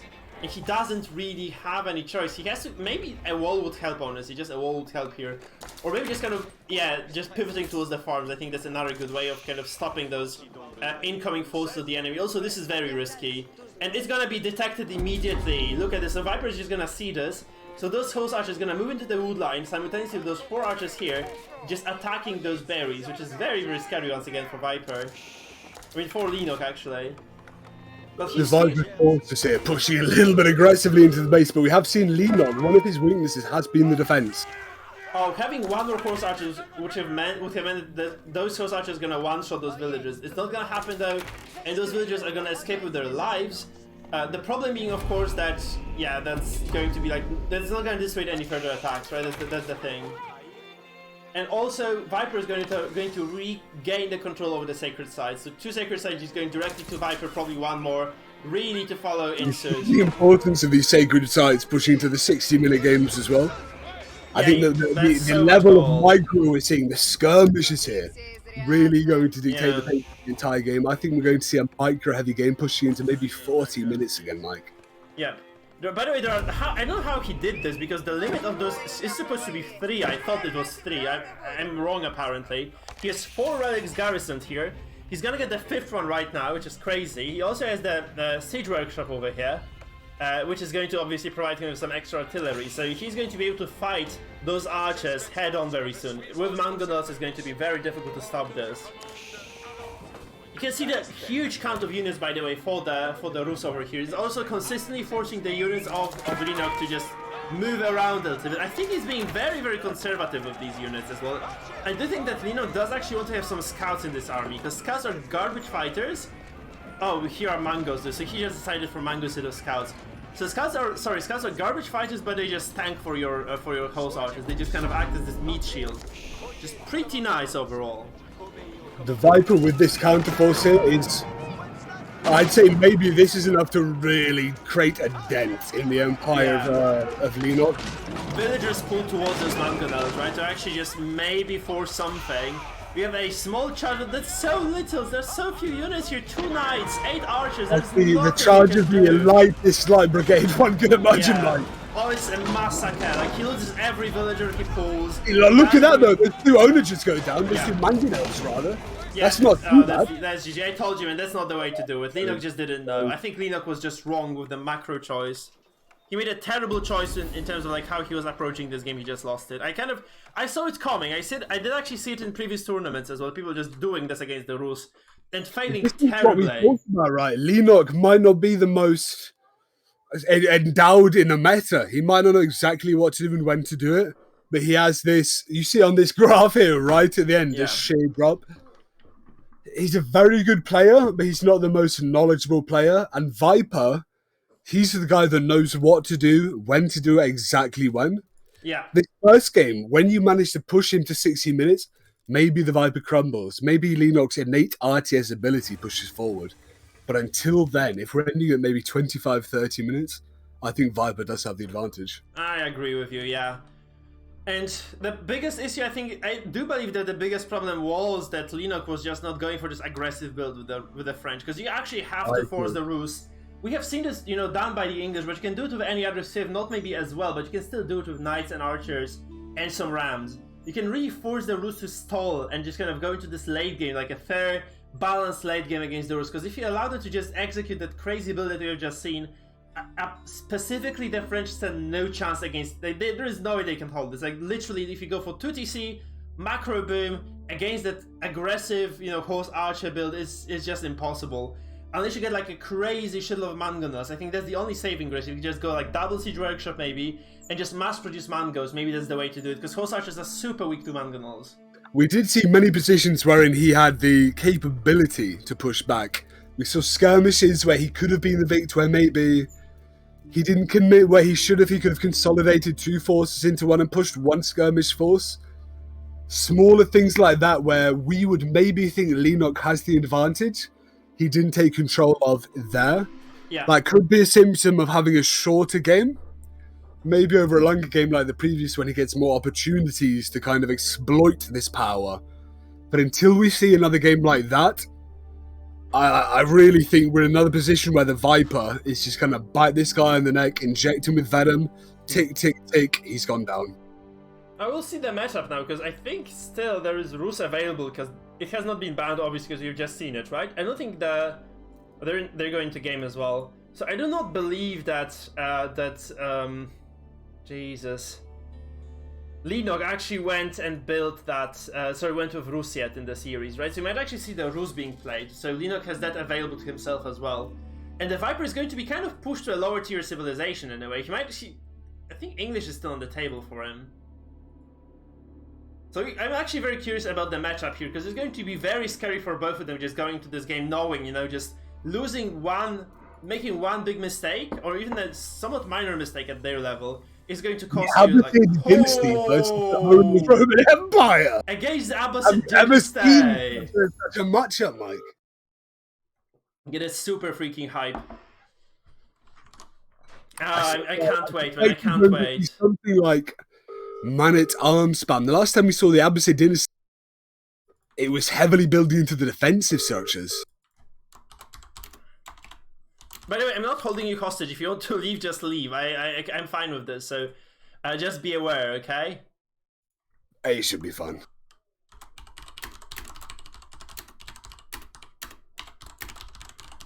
This is a fun one, brother. How could anyone leave on Abbasid versus Holy Roman Empire? Yeah, it's amazing, man. Let's see. So it's going to be all tie. And in the east, in the blue, there's going to be the Viper playing the Abbasids, which you haven't really seen succeed this tournament, right? Not yet, anyway. And in the west, in the red... The only Abbasid play we've seen is from Leenock, right? And he was very odd, very wally, very defensive. Yeah. Maybe we see a very, very different Abbasid from the Viper here. And here's going to be Leenock already producing the prelate, or as some native speakers of English tend to call him, prelate. It's good that they're not actually calling him prelate, I think, right? Though prelate is Roman, how they would say it, but prelate... Yeah. I would probably... Prelate. I think it's prelate. That's the proper pronunciation in English. I double-checked it in the dictionary as well before. Prelate. Prelate, yeah, it's prelate. That's the religious person in... I think if you get into the pre at the start of it is literally a declension of two words, pre and late. Yeah. So I think that's why people say prelate. Yeah, of course it is. But the proper pronunciation should be prelate. This guy... The prelate, he's actually ridiculously strong of a unit. He's the most absolute unit in the game, guys, because he can actually buff the gathering rate of the units that he blesses by 40%. Can you believe you have your entire economy sped up by 40% and this civilization is not broken OP? Can you imagine this, sis? 40% is a number 40. in a video game. That's essentially, listen, I'm not very smart. If I see 50%, I think, wow, I get double. Yeah. You know? So 40% is... It's just a lot. If I would say to you in World of Warcraft, you do 40% more damage, what would you say? Oh, it's like, Jesus, fuck, please, give me more of that.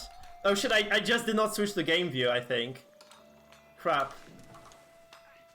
Now we are there. Sorry, guys. Sorry. Thank you for letting me know, Brandon. Thanks for being vigilant here.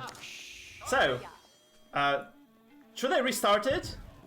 No, I think this is perfect, brother. We're actually fine, because nothing big has happened yet. Nothing big has transpired. Guys, so looking at this game, really nothing happened. Seriously, nothing happened in this series. They just built mines and lumber camps, and they're running around with their scouts. I think that's basically all there is. We have actually this huge number of sheep, by the way, for Leenock. He has so many sheep.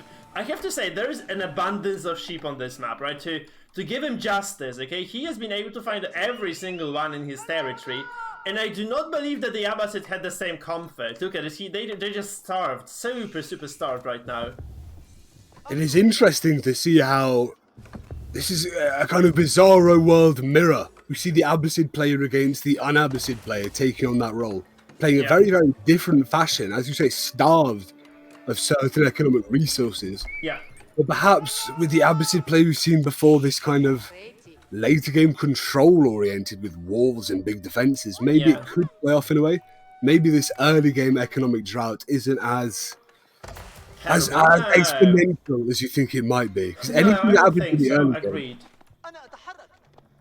I think he's okay, because he has a hand like right at the doorstep of his base as well, right? So he's okay.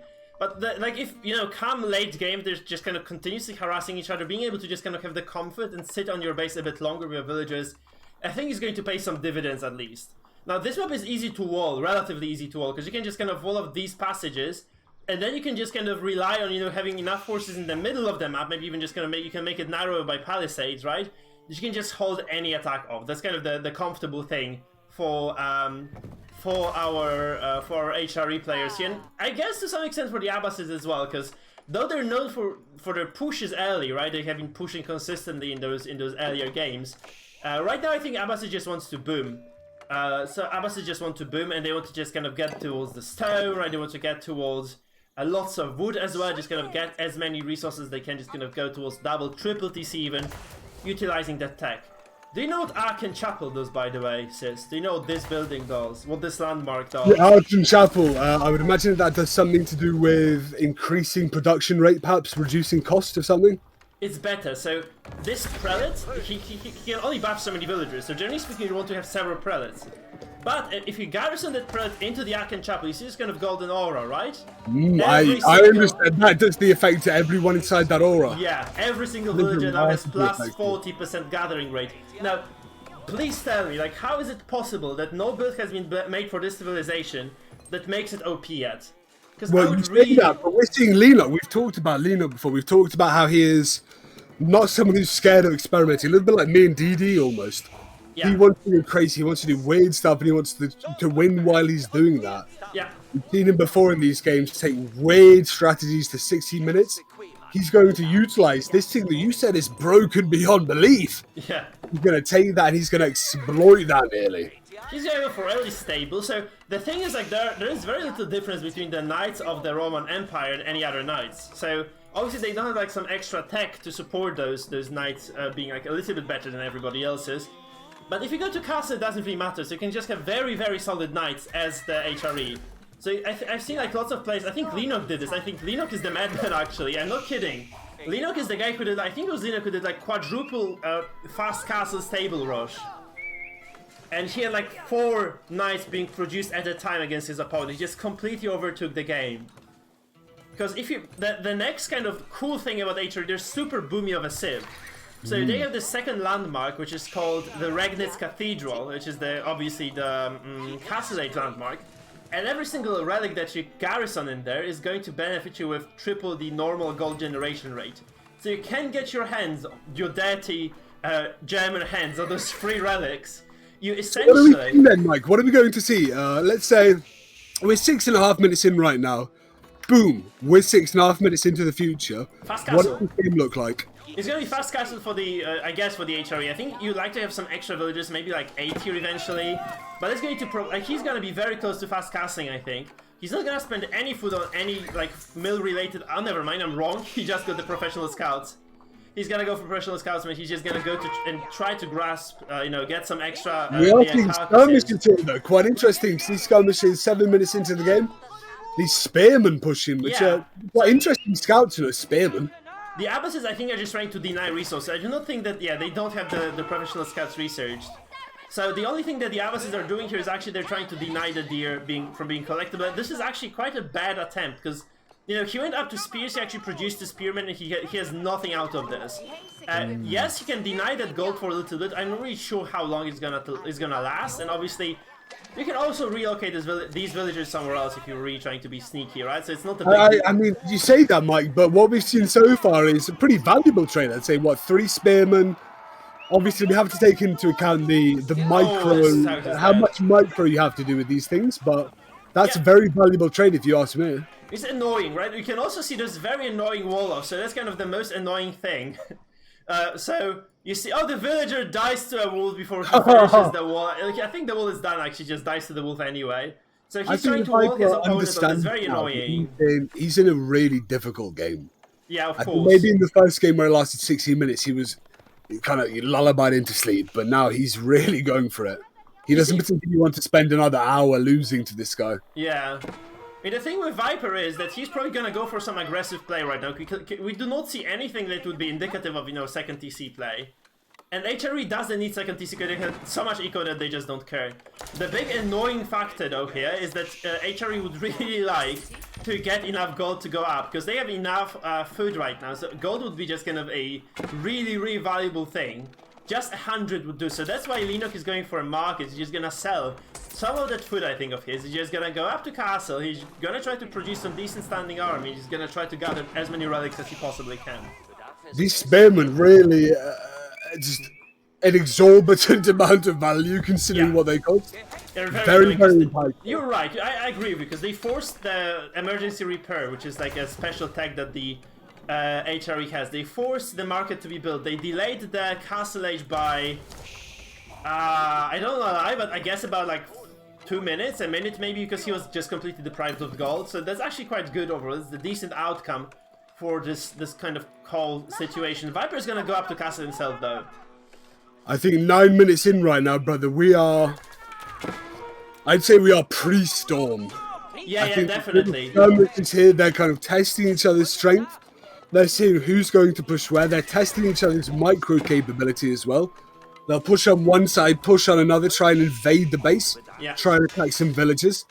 This is really high-level play, which I think the Viper maybe wasn't expecting so early in this tournament. No, not at all. This is like queuing into you, almost, you know? Yeah. I mean, the problem is that spearmen are very weak against infantry, and you know what HRE's biggest strength is?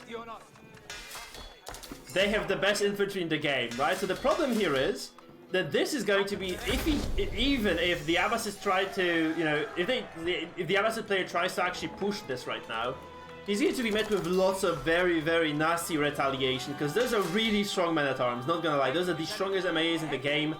No upgrades yet. I'm kind of surprised there is nothing like a blacksmith, you know, standing here. I think all the wood that was supposed to You've all heard about the Holy Roman Empire man-at-arms push. Yeah. So it's interesting to see how these two nations that maybe aren't the most played they're not considered S tier or even A tier by some people's standards. Yeah. How they face up against each other.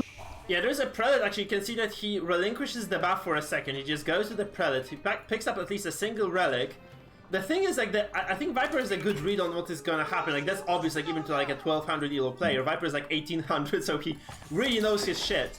And he knows that there's going to be a freaking prelate walking around trying to get those relics. And what he's doing in response Viper's more of a tournament guy than a ladder guy. We can agree on that. Yeah, absolutely. And this is the kind of situation where it all depends on this. He either gets kicked out on this, or he does what I did, and he wins another tournament in a row.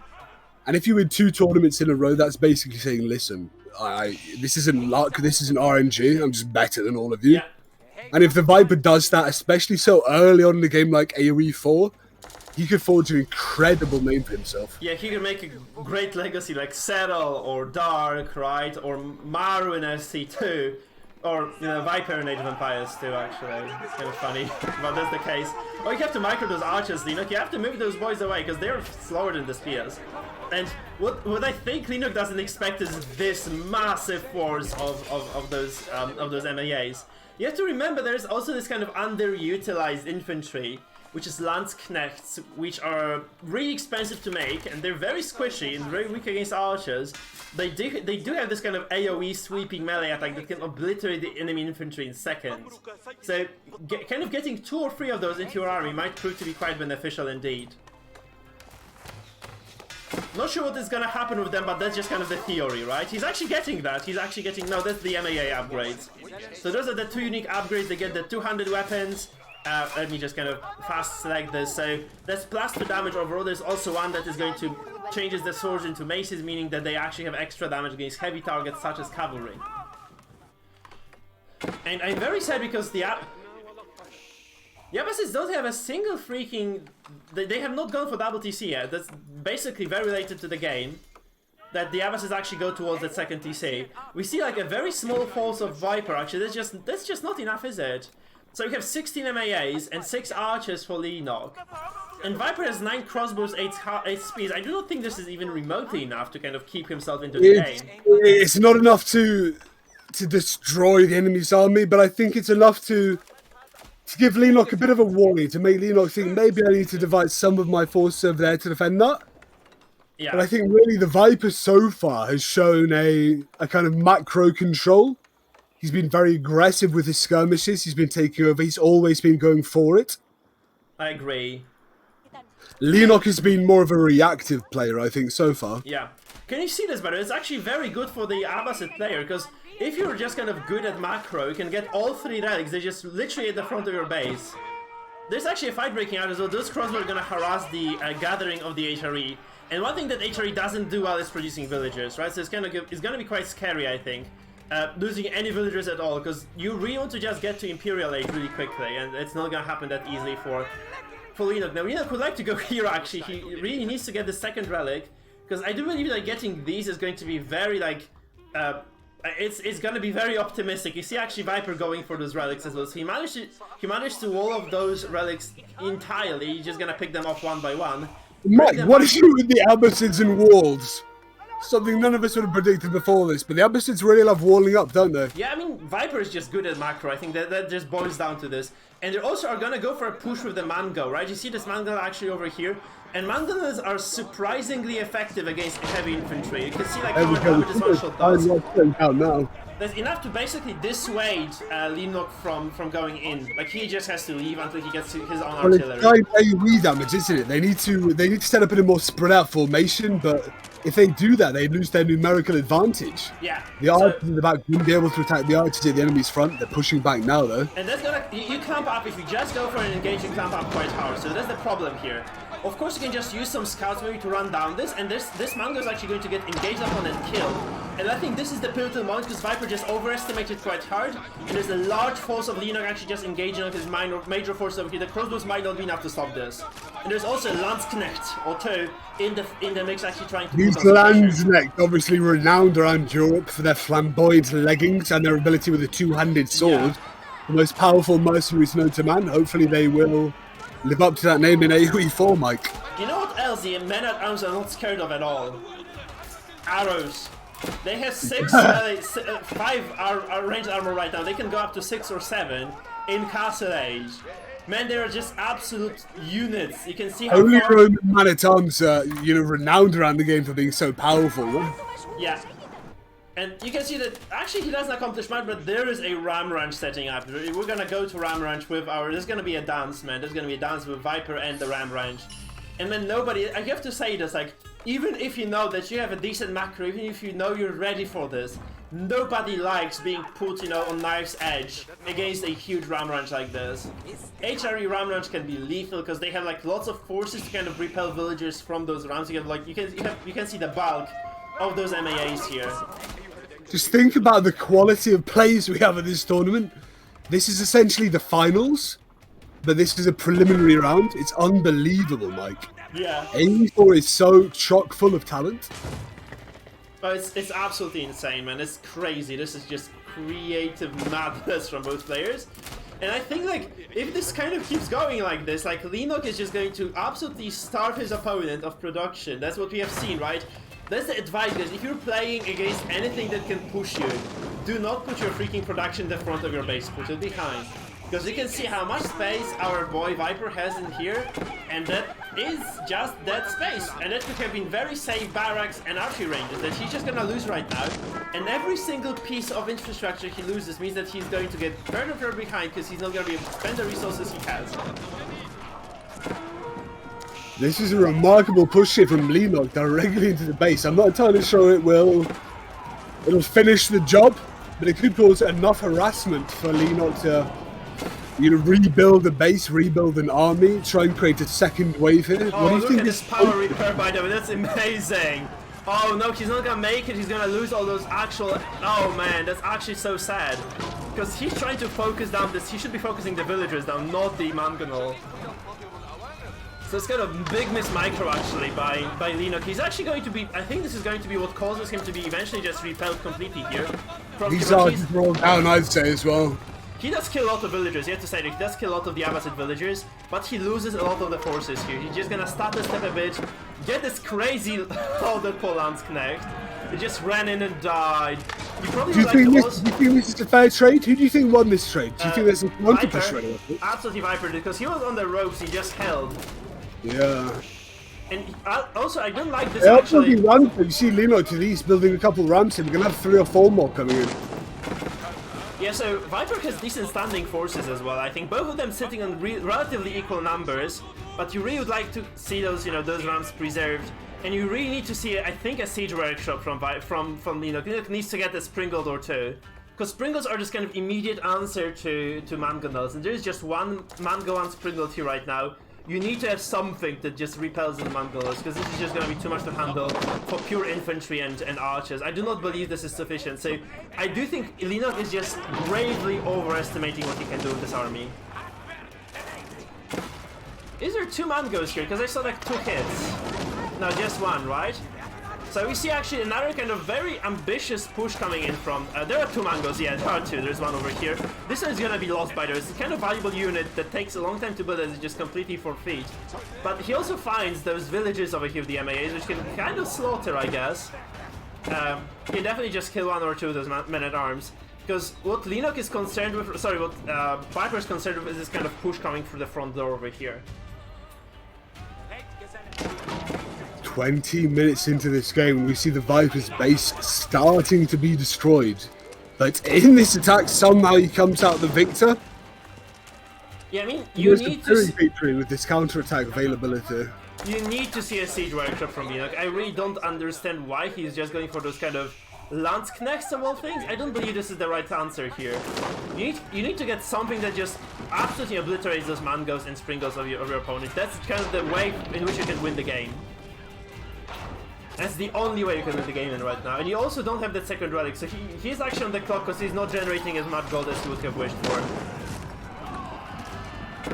This is looking like such a meager attack force, but it is really doing so much. It's these kind of plays where you use a very small amount of value on your half to exert an inexorbitant amount of control over the map. Yeah. An amount of attention and micro from the enemy. Yeah, you see It just... allows you other opportunities. Those 2 mangoes and those 10 crossbows just won. I think he just won the game. I think the Vipers just won the game with this. Because he's just gonna be able to accumulate artillery at this point. And since Leenock was so late to the punch, I don't think he's actually just understanding yet, right? That he needs artillery, he needs counter-artillery, he needs this relic so desperately because this game is going to be extended and every single relic matters so freaking much. Like every minute... I agree with your previous statement about complacency. Yeah. It might not be so much as complacency, but an ill-thought idea of efficiency. He might be thinking it's inefficient for me to do that. If I can kill him now, I don't need relics, things like that. But he But can't you kill really him now. want these redundancies, exactly, because you can't kill him now. Because what he could have done behind this attack, that would have actually worked very well for him. Get the sacred site, get the relic, right? Get the second sacred site, maybe the third one, because you're just kind of keeping him, you know, within the confines of his own base. So if you can do this, you can definitely just kind of win. But what you have is actually double TC boom for a civilization for whom the villagers cost 50% less. And yeah, you're just kind of basically running into them head on, and you losing These 2 army. are still walled off over there. This army over here trying to push in, maybe to do what? You going to aggress the tower by yourself? And you can Viper push can go free the TC. garrison, but that's about it. Viper can go triple TC. I think easily Viper can just go up to 30 TC. He'll just completely overtake this game at this point. He has enough relics to sustain his economy. Like I think he's generating more gold almost than his opponent. He's gonna go for the final monk or imam, right? Yeah, he's gonna send the imam. Well, maybe this is the Abbasid game plan then. You kind of turtle up into the mid, even into we can call 20 minutes to the late game, even though we've seen 60-minute games before. I think maybe that is what he has to do. He has to be very defensive. He needs to be controlling, get a kind of very slight economic resource control over every single interaction he has. Which is what we thought the Viper would be better at, right? We see Leenock here with those archers losing that trade quite badly. Man, Leenock could have done so much with the resources he has. Seriously, he just doesn't use them properly. I think he failed at macro mostly, right? Because if he can maybe overproduce, like if he can just kind of get those control points, if he can get just the relic, he has enough gold to sustain massive production, right? That's something that can afford him basically anything he wants. But since he's just so kind of tunnel visioning on this mass production of infantry and archers, like how do you ever win this at this point? Like your opponent is going up to 3 TC, I believe, very soon. You are losing every single bit of your units. Like I think at this point, like Viper is just going to be able to push him down. The Viper is just winning on these micro attacks, or these micro attacks are part of a greater strategy. Every single skirmish that Leenock is making is being repelled. I think Leenock at this point might need to bait him. He should play a tiny skirmish because you could say that the Viper here thinks that he has control of the game right now. He's just gradually going to win. If you build a giant army, make a kind of feint attack, boom, push around with something else, maybe you can achieve something, but we are seeing here quite a large force onto the secret site here. Those are 2 mangoes, 3 sprinkles. I don't think you can catch up. That's the problem, right? That's what I said. Like you're so behind in terms of artillery. You can never catch up to this. Like you have to make 3 sprinkles or 5 sprinkles to deal with this in the first place. And there are also crossbows supporting this. So, and again, this siege workshop is so exposed. It is remarkably pushed forward. Perhaps he thought again he could be the rusher here. He could be the one who dictates the pace of the game. But unfortunately, when that turns around, this is such a. Is it worth it? Is the question. Should you have been more defensive at the start? If he's like 2 minutes behind. If he had done all this 2 minutes ago, he would have had like 3-4 Springles, he would have had this control set over here, he would have had this relic over here. Now he's gonna forfeit every single piece of that puzzle. And Viper is sitting on a massive number of relics. He has more Springles. There's no way ever you can contest this number of Springles as Leenock. It's just GG, like he just threw his tournament live because he was too scared to do that freaking secret job. This is a very odd commitment, right? Yeah, I think that's the last ditch effort, honestly. Yeah. Maybe if he can actually just take down those Mangolas quickly, he has to focus those Mangolas really hard. It seems like he's not too far off. There's one left. Yeah, but there's so many crossbows that he's just not trading favorably anymore, right? If he had been able to do this immediately, yes, but there are villagers repairing. And that's just GG. I think he's just done. Guys, Viper has done it, like, despite all that was against him in this game. I do think that Leenock had a superior push had he actually just committed to the Siege Workshop, but he just never did. Are we about to see a surrender here? I think there might be some sneaking we have to do. Yeah, he's not even been quite so defeatist before. I think maybe surely if he summons, that's not a giant attack force. To agree with me here? Yeah. Which seems considerably more impressive. That's big though. That's not to be scoffed at. That keep is gonna be scary, because this means like he loses control over this part of the map completely. So he has to kill that Mango very quickly now. So if he focuses it with the Springle, like Viper doesn't realize on time, he's going to get at least a single attack. Obviously lots of villagers actually coming around. So this keep is not gonna go up, I think. That's kind of the nice point. It's a pivotal point for Leenock. He's going to go for this very desperate last ditch effort. And he might just have enough to delay this. This is what we've always talked about with Leenock. He's willing to do things that are unexpected. Things that we might consider weird or anti-meta. Yeah. He does them every now and again. He comes out victorious. Remember, he's against the Viper right now, the person who won the last big tournament. This is, you can consider this a final, almost a pre-final. Yeah. I mean, that's the scary thing, because now obviously Viper brings more villagers, he finishes the keep. But I think at least Leenock bought himself enough time to be, you know, on the aggressive side again. Like, he can attack this force now at some point. Or he can just kind of go from his direction, just go around, just kind of go towards the base of his opponent, just maybe move this infantry in. The problem for infantry, though, is, first of all, they're very slow to move around. And the second problem is that they're actually not that great at killing villagers, because villagers just move as fast as they do. So I'm not really sure what you can accomplish with this small force of Landsknechts and MAAs and archers. The Landsknechts may be on their own, not the most efficient attack force, but considering the amount of skirmishes going on across the map, I think any added front you apply to either Leenock or the Viper, you would think that Leenock would be better in these micro fronts. Yeah. It is so far that he's not been. No, Viper has been at least matching him in micro, and he was definitely better macro-wise. Barring the first game, which was very different, right? But micro, yeah, I'm not really that impressed by Leenock at all. I do think Viper is very solid altogether. It's quite odd that we don't see Leenock really dominating these micro matchups. Now, so Leenock forces Viper's hand. Now he actually forces Viper to go back to his base. But the problem is, like, what remains of Leenock's base while this is happening, right? That's kind of the issue. Because Viper's going to bind more stone. He's going to very likely just, you know, build another keep even further forward, just kind of contesting this wood line perhaps. And that's just going to be the, you know, curtains probably. Though you have to say, like, Viper's losing a lot of villagers here. Like, those archers and those MAAs, they're just going to do a decent amount of damage to the economy of Viper. The problem is, like, I'm not really sure if you can afford losing all those units as Leenock right now. I'm pretty certain you can't. You just cannot afford losing all this.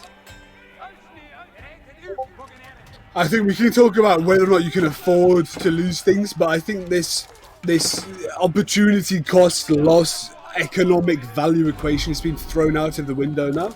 Yeah. We've seen that Leenock plays in such an unorthodox fashion that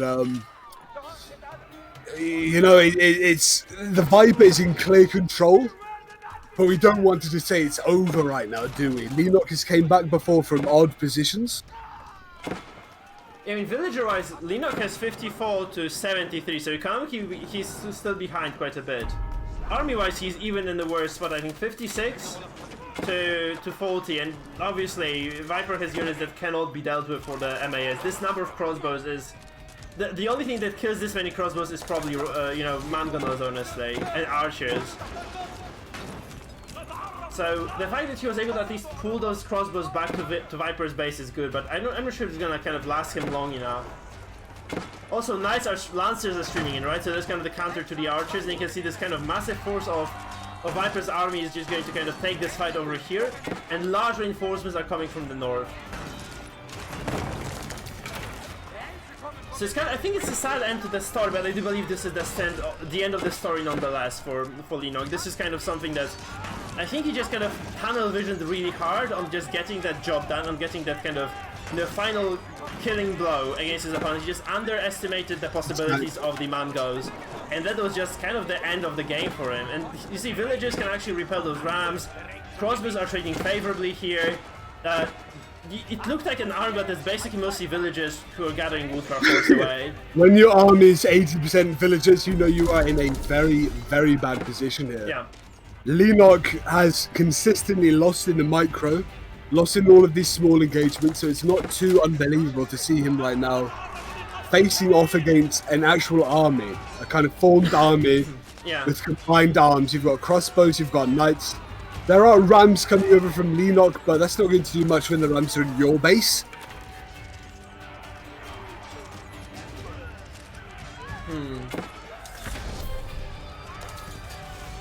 Oh, that's looking very dark. Those villagers just pulled into the woodline. It's just kind of the name of the game, and it's the end. Viper takes the series 2-1. Very decisive game. He had everything. He had like 3 sacred sites, like 5 out of 6 relics, and complete map control. Very sad to see go. What an interesting match, though, to see Leenock versus Viper. Leenock take the win early, and to face against